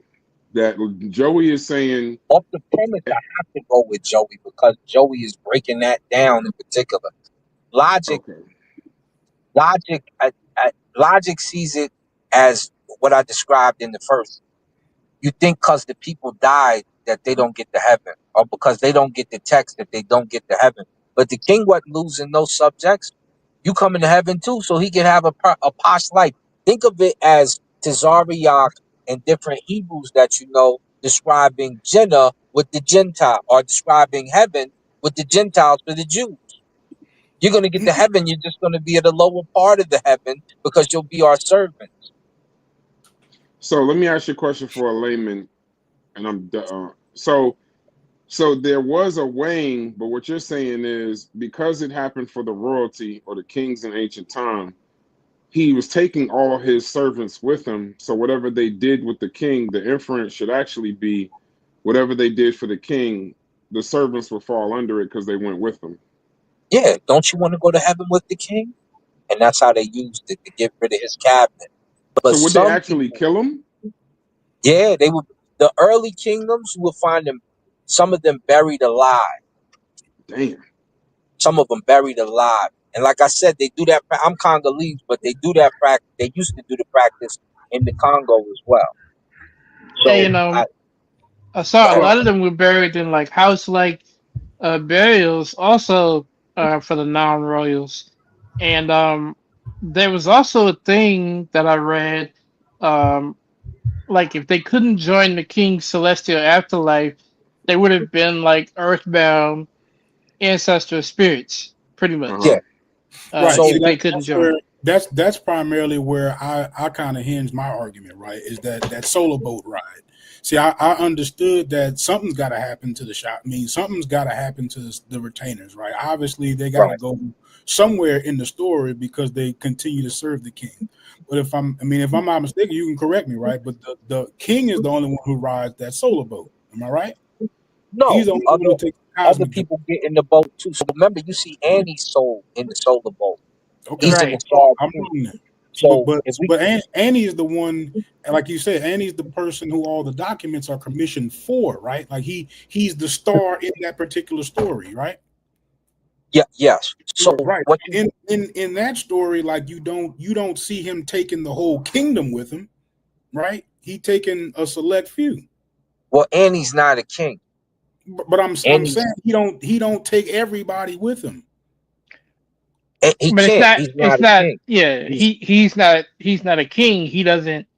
So yeah, when you're buried and what they bury you with is supposed to equip you so when you go into the afterlife you are prepared. So right. that's the purpose. A king would need subjects, loyal subjects, to go with him in the afterlife to be present and protect him in the afterlife. A scribe or an accountant, if you will, would not necessarily need that, but they could take those that are close to them or that would be beneficial to them, to go along that journey with them.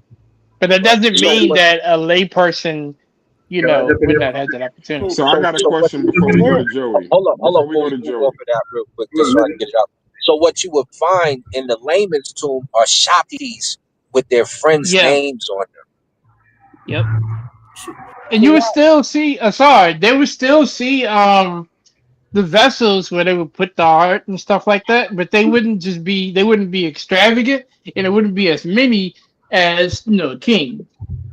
Right. And so when it comes to the funeral, and this is why you see them with the same burial as the Nubian, they would cover the body and they would lay on the left side, and then they would cover it with a particular animal skin, and Yep. then they would put different furniture in the burial for those who couldn't afford an extravagant burial.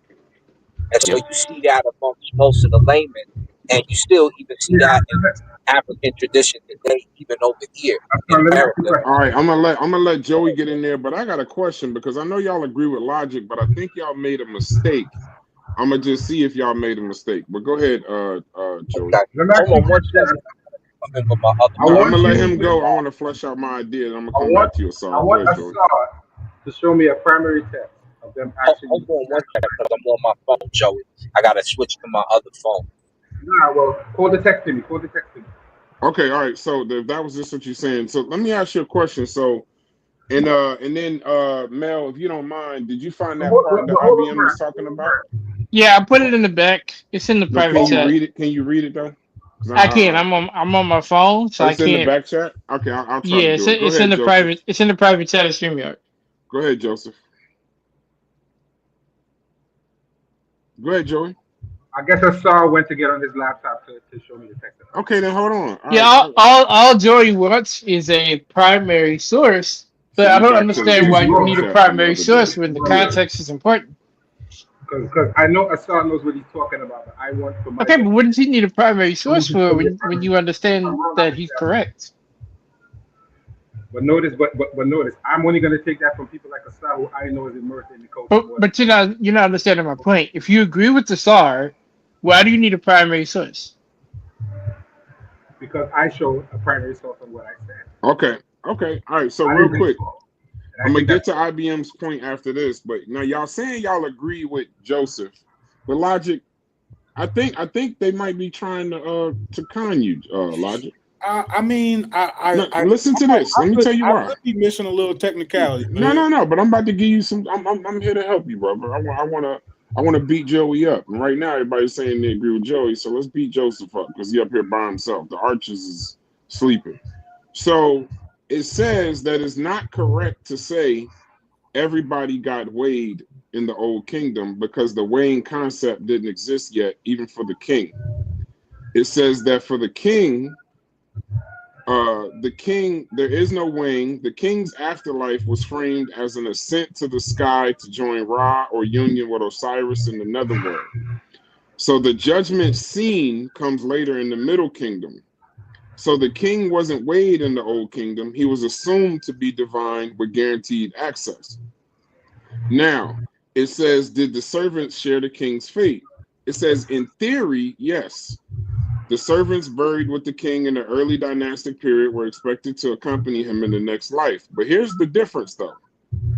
But in the Old Kingdom proper, ordinary Egyptians were not weighed or judged by Mayat because the system didn't exist. The servants on those solar boat scenes, the king alone sails with Ra. Servants are not depicted as passengers. They appear symbolically in tomb scenes serving the king, but not as cosmic travelers. So the correct inference is not correct to say everybody got weighed in the Old Kingdom. Partly correct to say attendants shared the king's fate in the very early dynasties, but by the Old Kingdom, that was just symbolic. The king's journey on the solar boat was exclusive, though text and images sometimes portray him commanding servants, priests, and gods in the next life. They were symbolic, not literal people who were weighed or judged. So So, I agree with that, and that's why when I came up here, when I first came up here, I gave you guys a timeline of Ani. I said 19th century, which is New Kingdom period.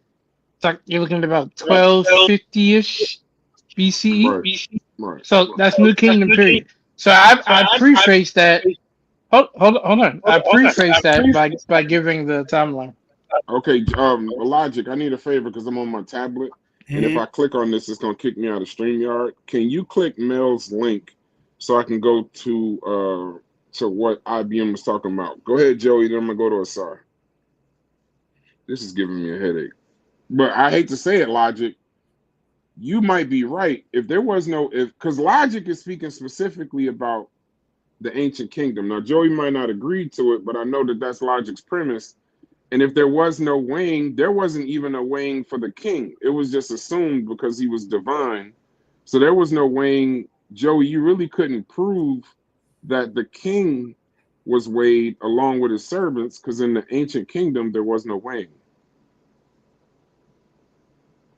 Right. So that would be like, so what would the system be for everybody else to just get there, right?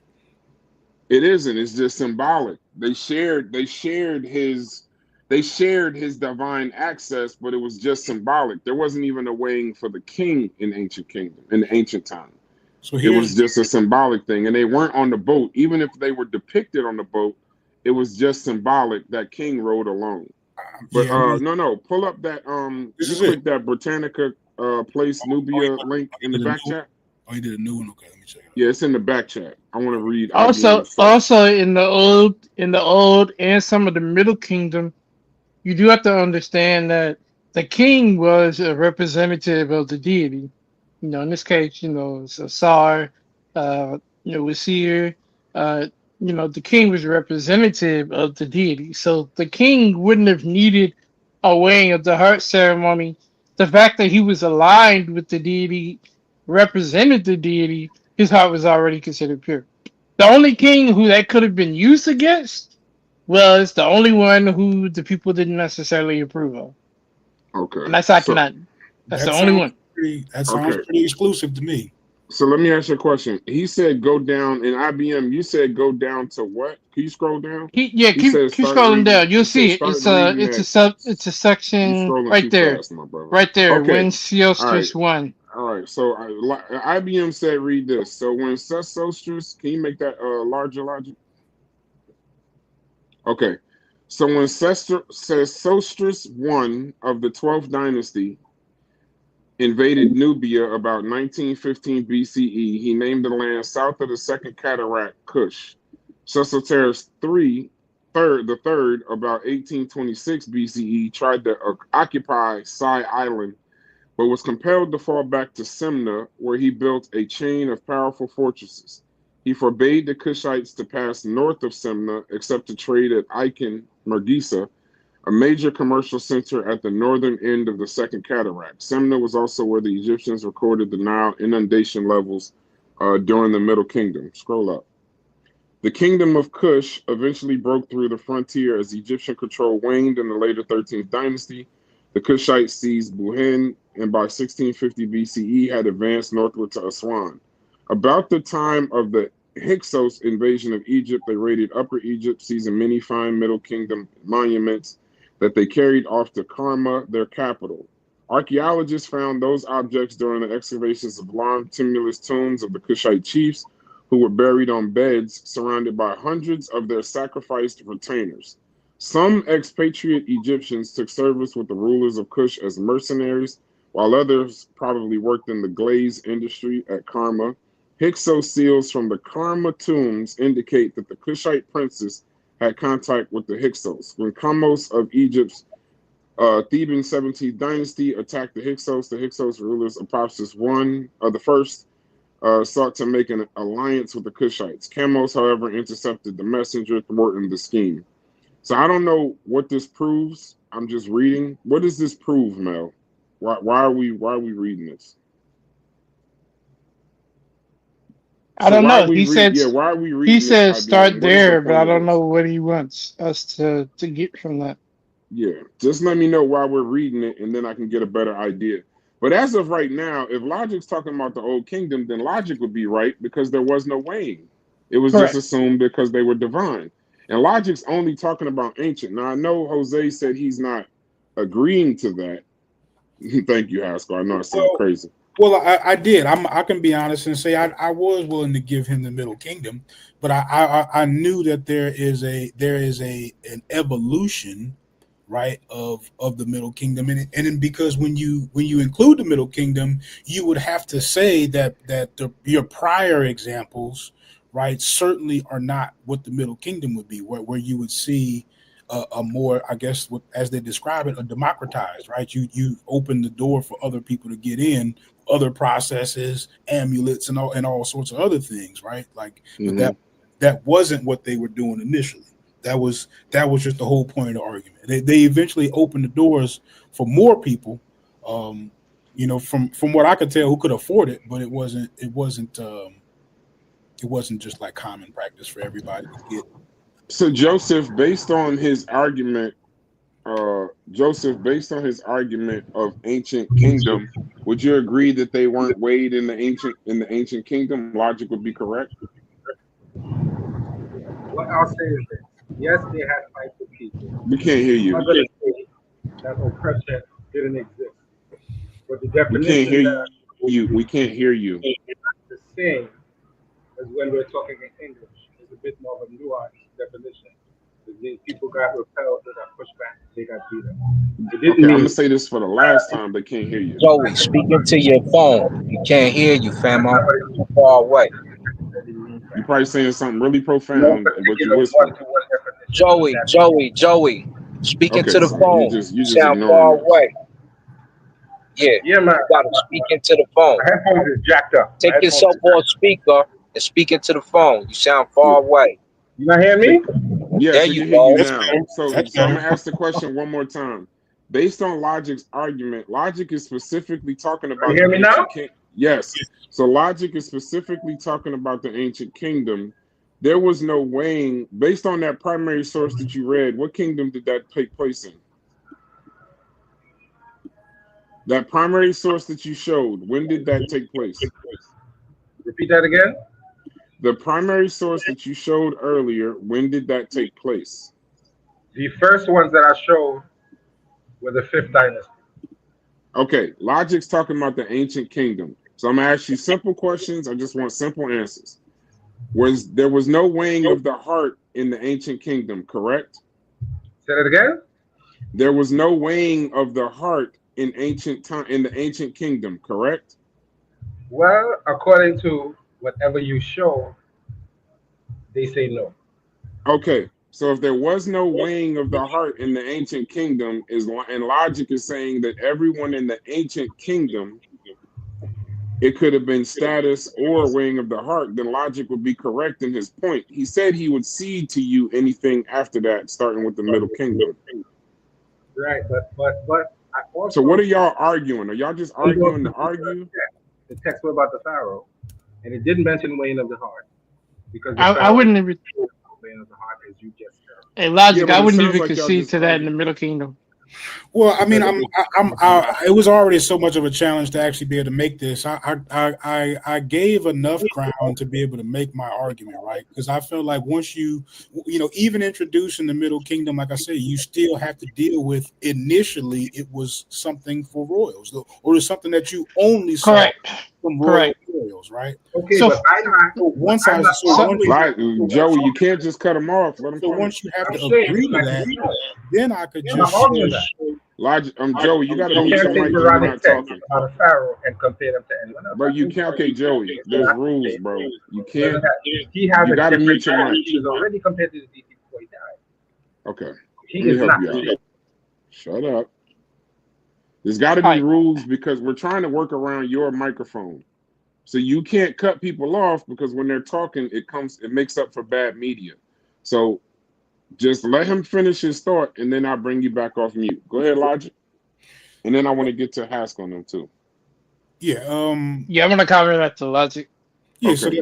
I think that's just that's the short version of it. That you'd have to acknowledge that there is an evolution to that process, right? And that process becomes more widely available in the Middle Kingdom, and you could only say that because it was not widely available in the Old Kingdom.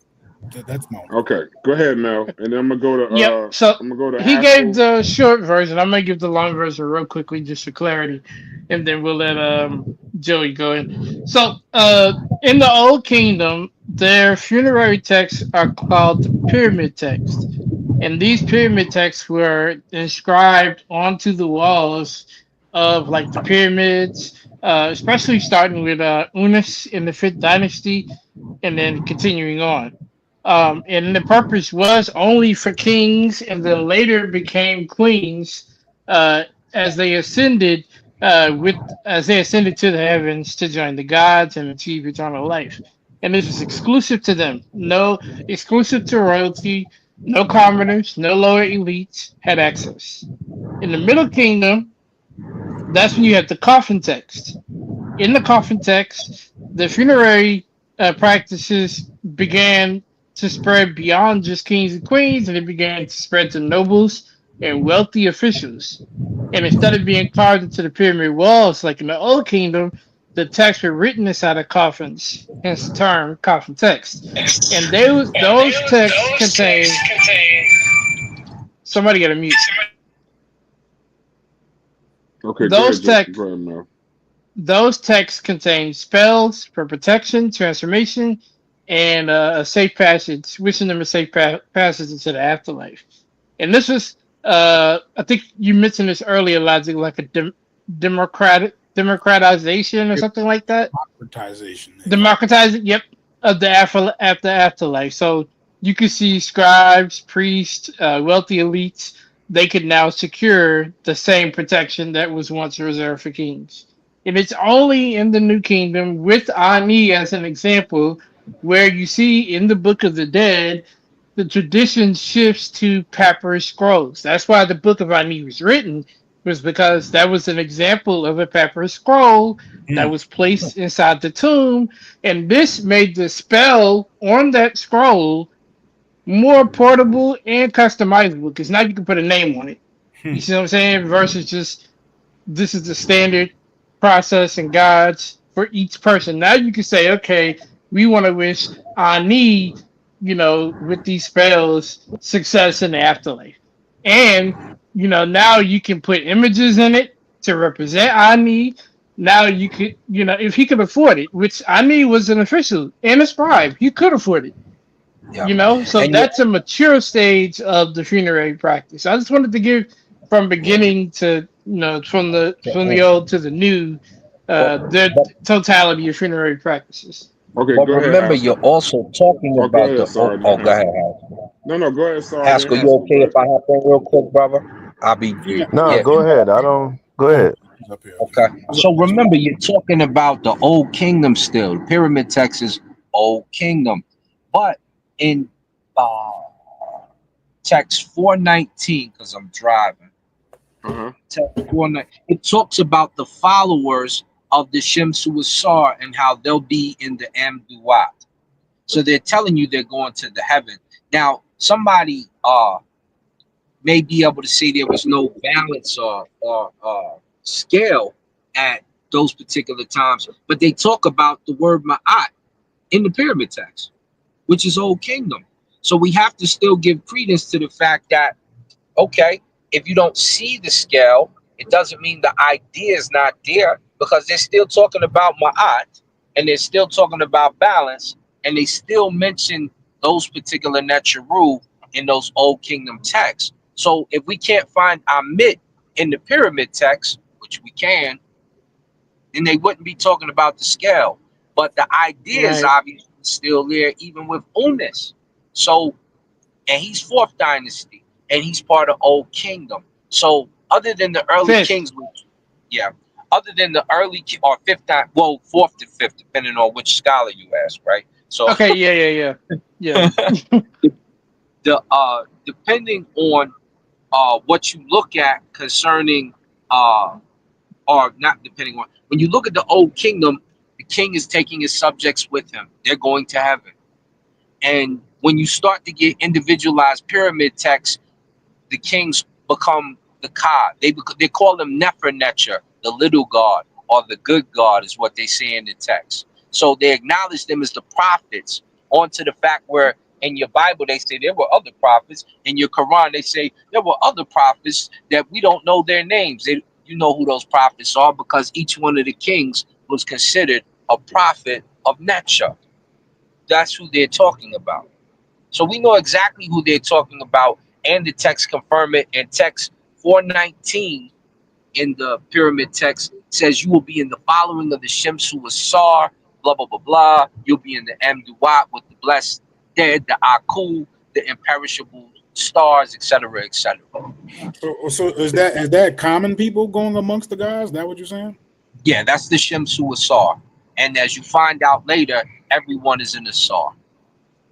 Now it says you're right that the absence of the scale doesn't prove it was imagined, but in the academic sense, based on the text, the weighing practice only enters Egyptian religion later. In the Old Kingdom, the king didn't need a scale; he was divine order embodied. So I guess it's saying the He was difference in the between Asar. what you're saying is that it's more in the academic sense. Is not meant. Is not meant by that. And now I looked up text 419. It says utterance 419 does not prove the weighing of the heart existed. What it shows is that Mayat and divine judgment imagery were already present in a royal context, but the actual scale and the actual heart and the actual Amit ritual is later in the Middle and New Kingdom. So if it's showing divine judgment, how do you get judged in ancient Egypt? No, it Right. just shows it just shows the imagery was already present, but the actual scale. So imagery is what in utterance 419 it says the imagery is present in the royal context, but the actual scale, heart, and Amit ritual is later. That's So why I I guess say they're they saying, may yeah, not I guess, show they yeah, may they're not saying show the balance, academics.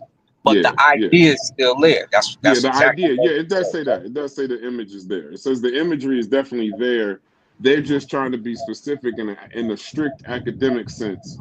That is, they waited until later till it was actually So they there. Hold drew on, a let me get scale and you've seen it visibly. Absolutely. exactly. Let me get Haskell in there, and then I'm gonna go to Joey. What up, Haskell? Man, ain't nothing much, man. I really ain't had a lot to add, man, other than to say that with the kind of tied, man. Then He got kicked off. Go ahead, Joseph. Oh, we gotta add Joseph to the stage. Go ahead, Joey. We can hear you. Showed him in the fifth dynasty that the concept of Ma'at existed. I showed him about 2 to 3 texts that said that already. And those are from the fifth dynasty. I showed him that already. So I don't know how you could say Ma'at didn't exist. I showed him that already. Well, the imagery is the fifth dynasty, the ancient kingdom, Fifth Fifth dynasty is Dynasty is all kingdom. Yeah, I believe so. huh? Okay, but what I'm saying, but you can't dispute what this is Egyptologists talking. So I'm gonna listen to y'all, and I'm going to go get what the Egyptologists are saying. So they agree that the imagery was there in the old kingdom. But what they're saying is they don't say that it's actually in a strict academic sense that it wasn't there because the actual scale, heart, and Amet ritual is later. So I will concede that the Maya and divine judgment imagery was present in the royal context, in the royal text, but not the actual scale, not the actual ritual. That would be kind of like the contention right there. And this is where we would agree with. Yeah, think of the scale as the evolution of my. Yes. That's why I say we can agree with logic on the evolution. And I've Right. said this before. Logic, you probably heard me say it before too. Not that just I'm saying you're taking from me or nothing like that. But that the idea of heaven grows over time. It's just not, you know what I'm saying?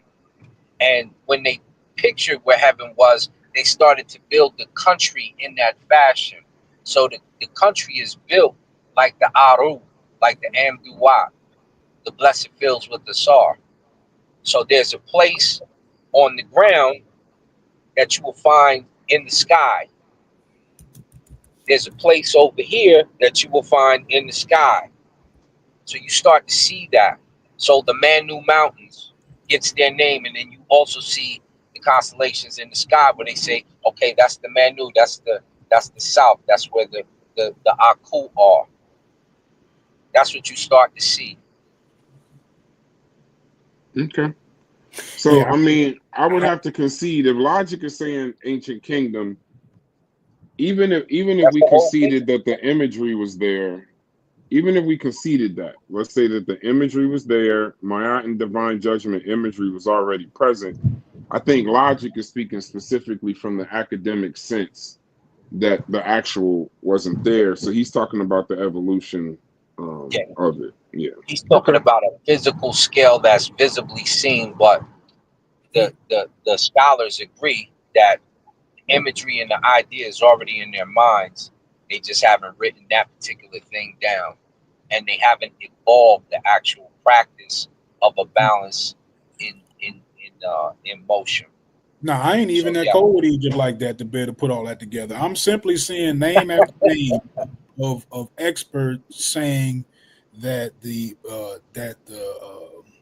that is a royal privilege in the old kingdom. Like they just repeatedly say it's like a royal privilege, an elite privilege. You know what I'm saying? So so for me, I'm listening to y'all kind of like give a different take on it, but I'm definitely pulling up people saying it like I'm past 10 at this point of people that are saying that it's a royal privilege. But So now now can I'm you gonna say explain? this real quick. Somebody said judgment was there. I just want to address the chat too, because just they participating too.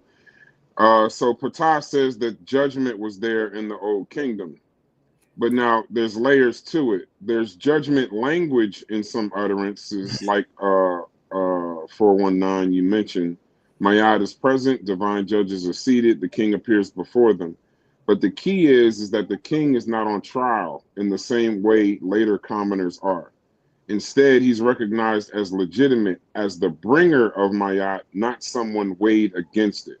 So, yes, the judgment exists, but it's a royal confirmation, not a moral judgment of his heart. And this is from Egyptologist Horning. In the pyramid text, there are judges in Mayat, but no judgment. Asman, the old kingdom, Mayat is the order the king embodies. Only later does Mayat become a standard applied to every deceased person. So yes, I agree, Patah. There was judgment in the old kingdom in the sense of a cosmic tribunal where the king is seated, but the weighing that's what we're talking about. The weighing of the heart was not there yet. That's a middle kingdom development, the universalized judgment to all people. So I think like I said, the contention is just ancient kingdom.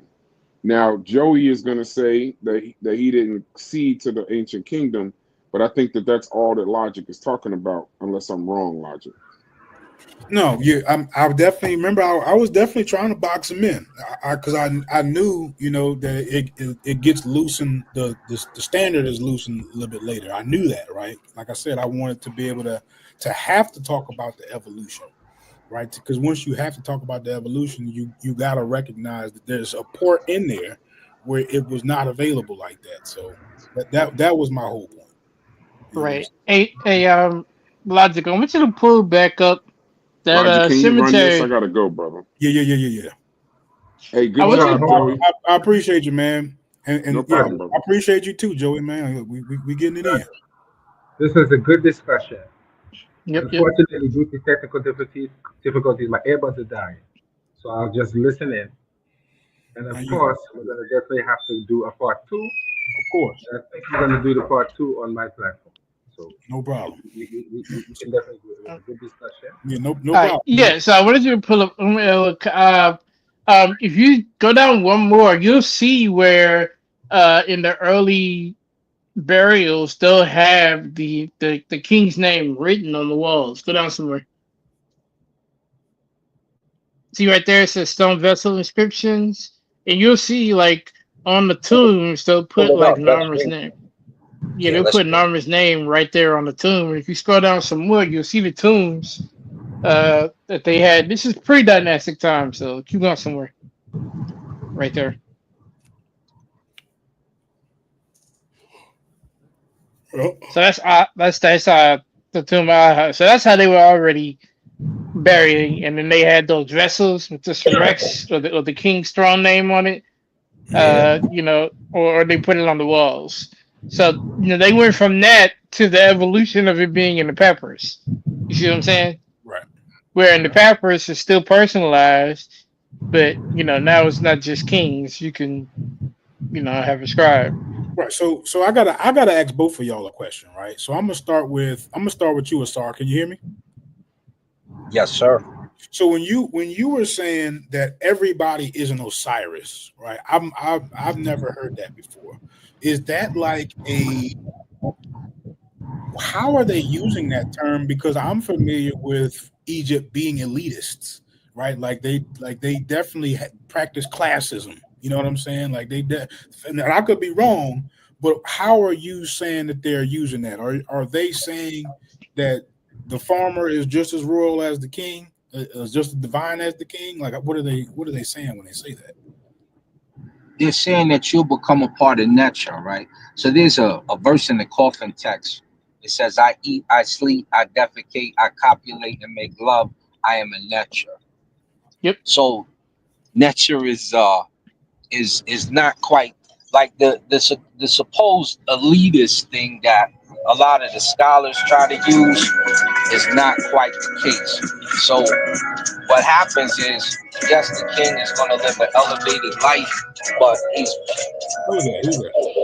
that's my girl calling me. Hold up, man, I'll be back. Hey, I'll kind of pick up where I was at. So this if you're in the papyrus of Ani was sometimes calling himself Osiris Ani. Like, so the purpose of this is like Osiris, he shares within the myth of Osiris. So he's healed, judged, restored, and reigning eternally in the afterlife. And this was also something that wasn't always the case. So, we go back to the old kingdom. Only the pharaoh or the king was divine after death, because they were the ones who merged with Ra or Mhm. Osiris. Right. So the There's still kings an were the only evolution. ones. Yeah. Right, there's evolution that it developed over time. So the kings were the one. That's why they didn't need scales, because they were already divine, aligning with the right gods. Yeah. They were. Akhenaten was the only one who opposed the gods, and that's why he was considered. If you see, his Heretic, sarcophaguses, they call him. you see the stonework. They make sure to make him look that way. He just had a little weight and he had a disease, but they made sure to make him look foreign, alien, feminine as much as possible, because they did not respect him because he disrespected the gods, at Mm. least the old gods. So he was never going to be considered divine.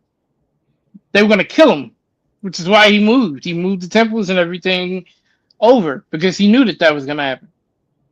In the Middle Kingdom, that democratization or democracy of the Middle Kingdom, the afterlife began, and so now nobles and scribes can be called Osiris in their coffin text. And then now you see in the New Kingdom with Ani, any person who lived a just life and was properly buried could become Osiris. Okay. So that answers that question. You still would have to deal with the evolution of that either. So when you said Mel, so my question for you was, Yo. wow. So my question for you, Mel, was Joey. You got a lot of crazy feedback there, bro. So my question for you was: so you said that the opening of the mouth ceremony became common practice, or was common practice at some point, right? Like everybody was Yeah. doing it. So do you think that was the same in the Old Kingdom, was You that, or talking about something? you cut out. Say it again. I say, is that the same for Old Kingdom? Where did common people in the Old Kingdom have any sort of like pathway into it? In the Old Kingdom, no. That's tough. That was always something that the only thing that the in the Old Kingdom non royals, meaning non people that were not born into royalty, had were like house like burials that I talked about earlier. Mm-hmm. Uh, but they couldn't join the king's celestial afterlife. So Right. that's what I was saying. I was telling Sarah, like those people were ancestral spirits left on the earth, but they couldn't, you know, they couldn't necessarily travel with the king because the king was the only one that was divine. Mm-hmm. So yeah, but again, that also grew in the Middle Kingdom. In the Middle Kingdom, on the coffin text, you get to see where a lot of those nobles and wealthy individuals, as long as they could afford it, they could have it, and you can see the coffins become more decorated. They could put spells on the coffins and things like that. Mm-hmm. So Fire.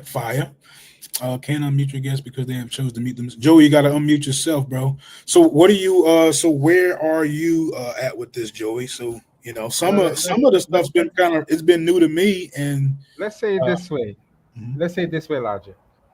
They're presenting a good case. I know Sar is very knowledgeable. I don't. I think Mel is very knowledgeable. So there's probably a middle ground somewhere in between there, where both of us are right and both of us are wrong, and it definitely merits more discussion. So I'm glad for the discussion, and I'm sure that you learned as well as I learned. Mm-hmm. So it was a beautiful I did discussion. I It was beautiful content, and I think what we're gonna do is I might do an after show on my platform to invite people over. mm-hmm. Then we'll arrange a part two on my platform, If and we you can if you get want to more. do it after the show, I'll pull up for a couple minutes, but I gotta go to bed. But I will pull up for you for a couple minutes. I Okay. got you. I didn't actually put my the link to my platform in the chat. I don't know if I you can can do do that. that. I can do that for you. All I right. should have put So you in the description. I forgot, but I got you. I put you in there. Pause. No, it was a beautiful discussion, and listening to those two brothers, perhaps there's a middle point where we can both be right and both be wrong. Because What's the I am name of not that the channel? best. Solar, right? Solar. Solomonic, Solomonic TV, and this same thing that you see here, you'll see on it. Okay. So it was a good discussion. I apologize for my technical difficulties.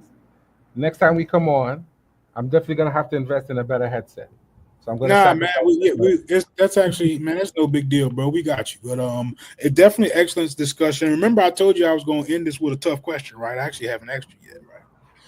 So, be it whatever the results may be, whether you are right, whether I'm right, or whether there's just a middle ground in between both our arguments that we don't see currently, right? Why do you feel the like? If you're wrong, right, would you be willing to just accept what the evidence actually tells you, or I think at this point, the evidence ain't really convincing me yet. But if there is texts that say that specifically or allude to that specifically, then I will have to back down and say that I'm wrong. So right now, I'm not convinced Mhm. that so I'm totally wrong. I might be there's off. so I feel as if like your perspective allows you to view Egypt in a specific way, right? Right, because because when you have this notion that they were very inclusive, you can kind of make the argument about how I don't want to say peaceful they were, but you can almost kind of keep this clean image of them and how equal and fair their society is. But once you remove that, right, and you have to deal with all this elitism, then you might actually have to deal with they may not have been so fair to the people who didn't have prominent positions in their society. Would you agree? Well, I'm gonna say this. When I first started studying, I was a little romanticized, but then I realized, some pretty heavy battles and some heavy things took place, right? In terms of slaughters and battles and all these other different things, because they wanted to be in control of the area and they had reasons why they fought with certain people. They just didn't like certain people, and other things went on as well. So I definitely agree that there was something that they would have called oppression, but it's not a direct one to one in English, and it's a little more nuanced. They're just beating up people to take their stuff. I don't think it I was mean, I for that reason. I mean, Maybe I'm one to. I mean, simply because the fact of the matter is, if I beat you up, I get to take your shit. It belongs to me. That it doesn't mean that I beat you up for that reason. Because when the Kemetic people got conquered, they had to bow down to the Greeks and Romans, and they had to accept that they were under this particular rule. They had to accept that. You understand? And once they went through the proper procedure to become a pharaoh, no matter if it was a turncoat or whatever the situation might be, they had to accept that because that was their culture. They were blessed by the priest for whatever reason. They had to accept that. So it's the same thing with any culture. You beat up someone, you get their stuff. You didn't beat them up for that reason. You might have beat them up because you thought there was no good, whatever the situation might be. So part of this whole idea is I now own what you own, it now belongs to me. But that doesn't specifically mean that they went there for that specific reason. I don't think that that was a specific reason. I I, think that, I'm a. I think that was I, their motivator for doing everything that they did. I'm not saying the leaders were perfect, and the leaders didn't say and do things that we might think are crazy. But for the most part, I think they had their reasons why they did it, and it made sense to them, and it wasn't just because I wanted wealth. I don't think that was a big motivator for the ancient. um. It So had some form I'm. of I put in there. So I'm the person. I'm the type of person. I'm gonna always bring up. Like it's not all about fairness and balance and equality. I'm gonna continue to remind people that Egypt colonized Nubians. They took over territory. The Nubians there, especially the priests. did not want to convert to worship their gods, the Egyptian gods, and so they colonized them.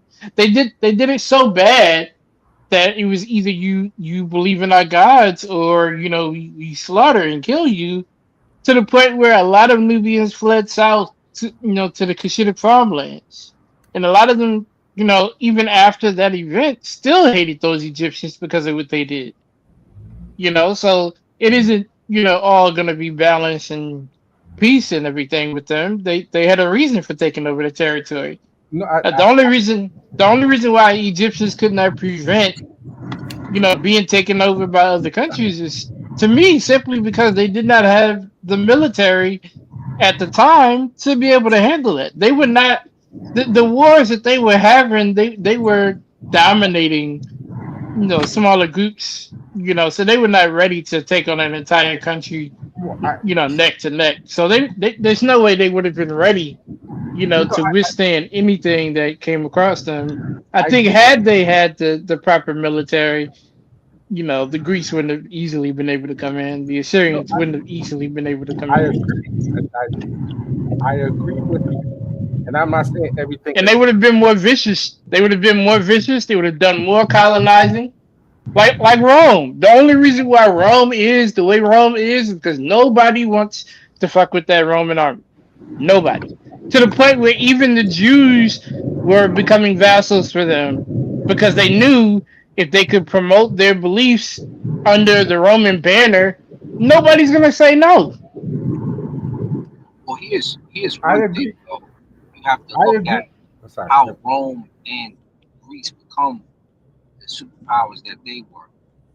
They were colonies of Egypt because Egypt was colonizing them. So where Egypt and the Etsy are talked about kind of in a bad light, it wasn't necessarily so. There was like certain cities where there was beef like that. But you'll watch when Amos and Kamos roll up on cats, a lot of them before he goes, he uses all the Nehesi that lived in Libya to connect to Nehesi who were closer to Cush or Cash so that he could start to make his campaign against them. And they were all in agreement that the person that who was in Cash was a traitor. It's like, what is he doing siding with this Asiatic like that? Yeah, we'll help you and go down there. So, like, when you get into the deeper reading of the histories of ancient Africans, you'll see the story. You can find it in Brugish's book, Ancient Egyptian Records, when he covers a lot of the old history and some of the wars they had when the mythos are discussed, so that you can understand the mythos and the people who fought those battles under no different than the regiment of Amun and the regiment Sarah and the regiments of Asar, etc., etc. So that's what you want to get into, is that reading, so you can see the real beef and the real non-beef and the assistance that they get. Oh, you got beef with him? Oh, he down. Come over here. Come on, we got you. Because he like, I don't know if I'll be able to go down to this part of the land because they be tripping over here. No, he treated me like his brother and brought me in and blah, blah, blah. And that's, so those are the stories that you got to get into when telling this story. And that's why I pushed back on Ankh the other day, not to attacking, but stop telling this story like cats was getting ran up on, and because it wasn't going down like that. It was more like, well, damn, they attacking us, and they attacking us, and they attacking us all damn near at the same time. Let's fall back a little further south because they scared to come down here where it's mostly black folk. I agree with that. Yeah, I'm not saying that they were like doing it like the Romans did. Yeah, I'm I'm not not saying even, that. totally smashing your point. I ain't doing all that. I'm I just know, saying, I know. because I'm in agreement with most of what you said. But yeah, See, but this I'm is just clearing up a few points because it but this it is it where never, they like, oh, the Nehesi got done. No, a particular Nehesi clan from Cash or Kush got done that way. Now but let me ask y'all a specific question, right? Because it's the way I'm familiar with it. It isn't in the story of Winnie, right? The campaign of Winnie. Isn't that like one of the things he sets out for? He sets out to go find the servants to bring back, right? Am I Yeah, tripping? and he's considered to be in the Hesse.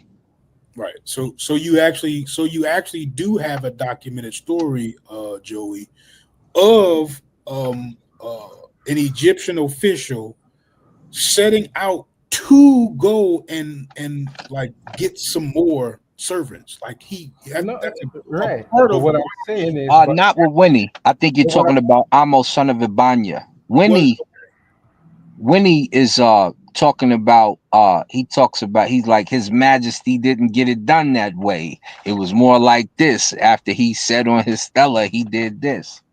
but oh, okay. I thought he Amos, was the one who said I've returned with the booty or I've left with you know what I'm That's saying. Amos, son of Ibanya. Yeah, Okay, that's what he, okay. yeah. right? That's the one I'm talking The about. So brother he with the yeah, afro, and he was he like, I left. ran up But what? on him and I prayed the Manchu, and he prayed the Manchu, and we got busy, and I cut his arm off, and Yeah, so Joey, he Right. left the house to go get some slaves. That's what he No, did. no, no, no, no. But here's what I'm saying. There's a nuance to all of that, and it wasn't necessarily that I set out to go take this and take that in all cases. But if you're fighting against people, part of what Amos, son of Abana, brought back was called living captives.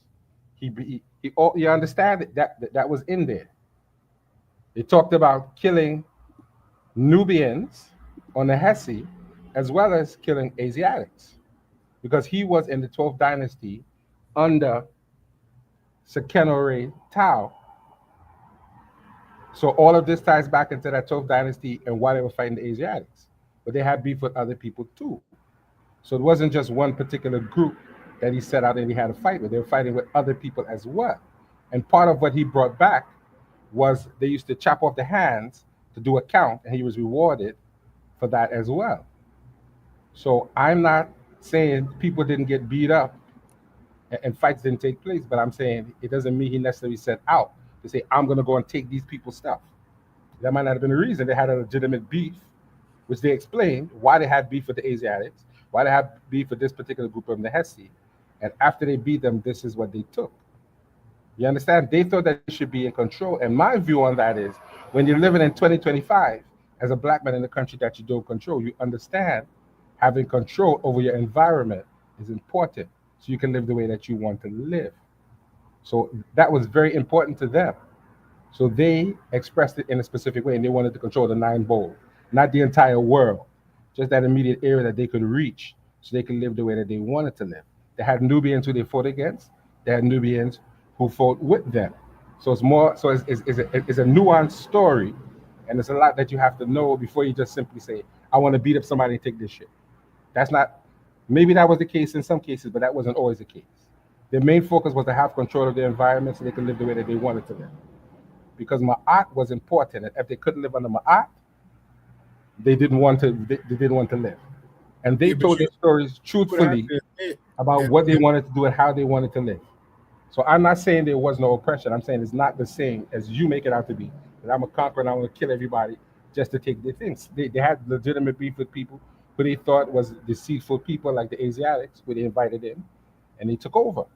It wasn't just about, I want to take something from you. No. The story could never go that way. The instance where they wanted to expand their borders and they wanted to do other things too. But you have to know the nuances of which story and the reason behind what they were saying. So I'm not saying there was no oppression. It's just not what you think. He wasn't just conquering people just because he wanted something. is that why He they had taxed them legitimate reasons. after they I conquered can't them? hear you though. I can't. I say, is that why they taxed them after they conquered them? I'm not hearing you. Maybe it's me. I say, is that why they taxed them? I can't hear nothing. I can't hear you. It Probably. must be something. He said, "Is that why they taxed them after they conquered them?" I can't hear you at all. It's Yeah, probably me. Give me one second. it's Yeah, looking Tim. It's probably me. yeah, but I mean, like I'm kind of like, why, right? Like why do I feel like I'm trying to get a narrative now rather than just exploring what actually happened. Like I'm still curious as to why the narrative is more important than the facts. You know what I'm saying? I don't get that. I'm confused as to that, right? But I got to close out. I don't want to make this too long and too hard to clip up later. I really appreciate you pulling up the Sorry God, man. You know what I'm saying? I know we didn't had our little battles back and forth, man, but I keep it cordial. I You definitely know like your family. Don't even worry. You know how we do. I like to keep the You conversation line going. You know what I'm saying? We gonna battle it out here and there, but I try not to like end the shit if I don't have to. You feel me? Hey man, I saw the OG, man. Yeah, Sar been around. He done said some crazy stuff in the past, but I let him live. I don't even trip on that shit. Sorry, all right. We all right. Let's see how they remember me when I leave. He was Hell yeah. But You know, I remember. but man, y'all definitely brought a lot to the conversation. I learned something new from both of y'all today. You know what I'm saying? I'm keeping a bean with you. I ain't even expect it, but you know, I guess I should have fucking with y'all for real, for real. But man, close out, man. What y'all got for closing statements? Okay. I appreciate the conversation. Thank you for listening, and I want to bring more of these conversations to your platform. It was a Mm-hmm. wonderful Let me drop your discussion. link. Let me drop your link. I'm going to definitely do a little after show. So if anybody's interested, come over to my platform. We'll talk it out a little bit more and get a little bit deeper into it. So thank you very much.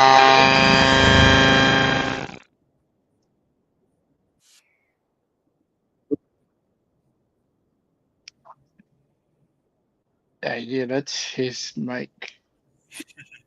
Yeah, it's all good. So unfortunately, I had to meet you again, Joey. I think it's something going on with your mic, but it's all good. I'm going to drop the link to Joey's channel so we can get a brother some support because that's really what it's all about at the end of the day. Let me link my man Joey in here, put him in the chat for everybody. Y'all got any closing remarks, man? Nah, man, thanks for having me on, and it's a good show. Thanks for coming It on. was, Thanks for coming on. I needed yeah, some you're help. welcome. I ain't no Egypt man. I'm glad. I started talking to Joey. I was like, you know what? As I started reaching for shit, I was like, damn, this ain't that easy. I see. Excellent I could discussion, gentlemen. Good work. go find it on the spot like that. That was kind of tough. What's up, Asal? I remember. But all right, man, I appreciate y'all pulling up. It's been a pleasure, and we definitely gonna do it again, man. I dropped Joey's link in the chat for anybody for everybody to go support the brother. I'm about to pull up on the stream, show him some love for a couple minutes before I go to bed. And shout out to y'all for pulling up, man. It's been a pleasure.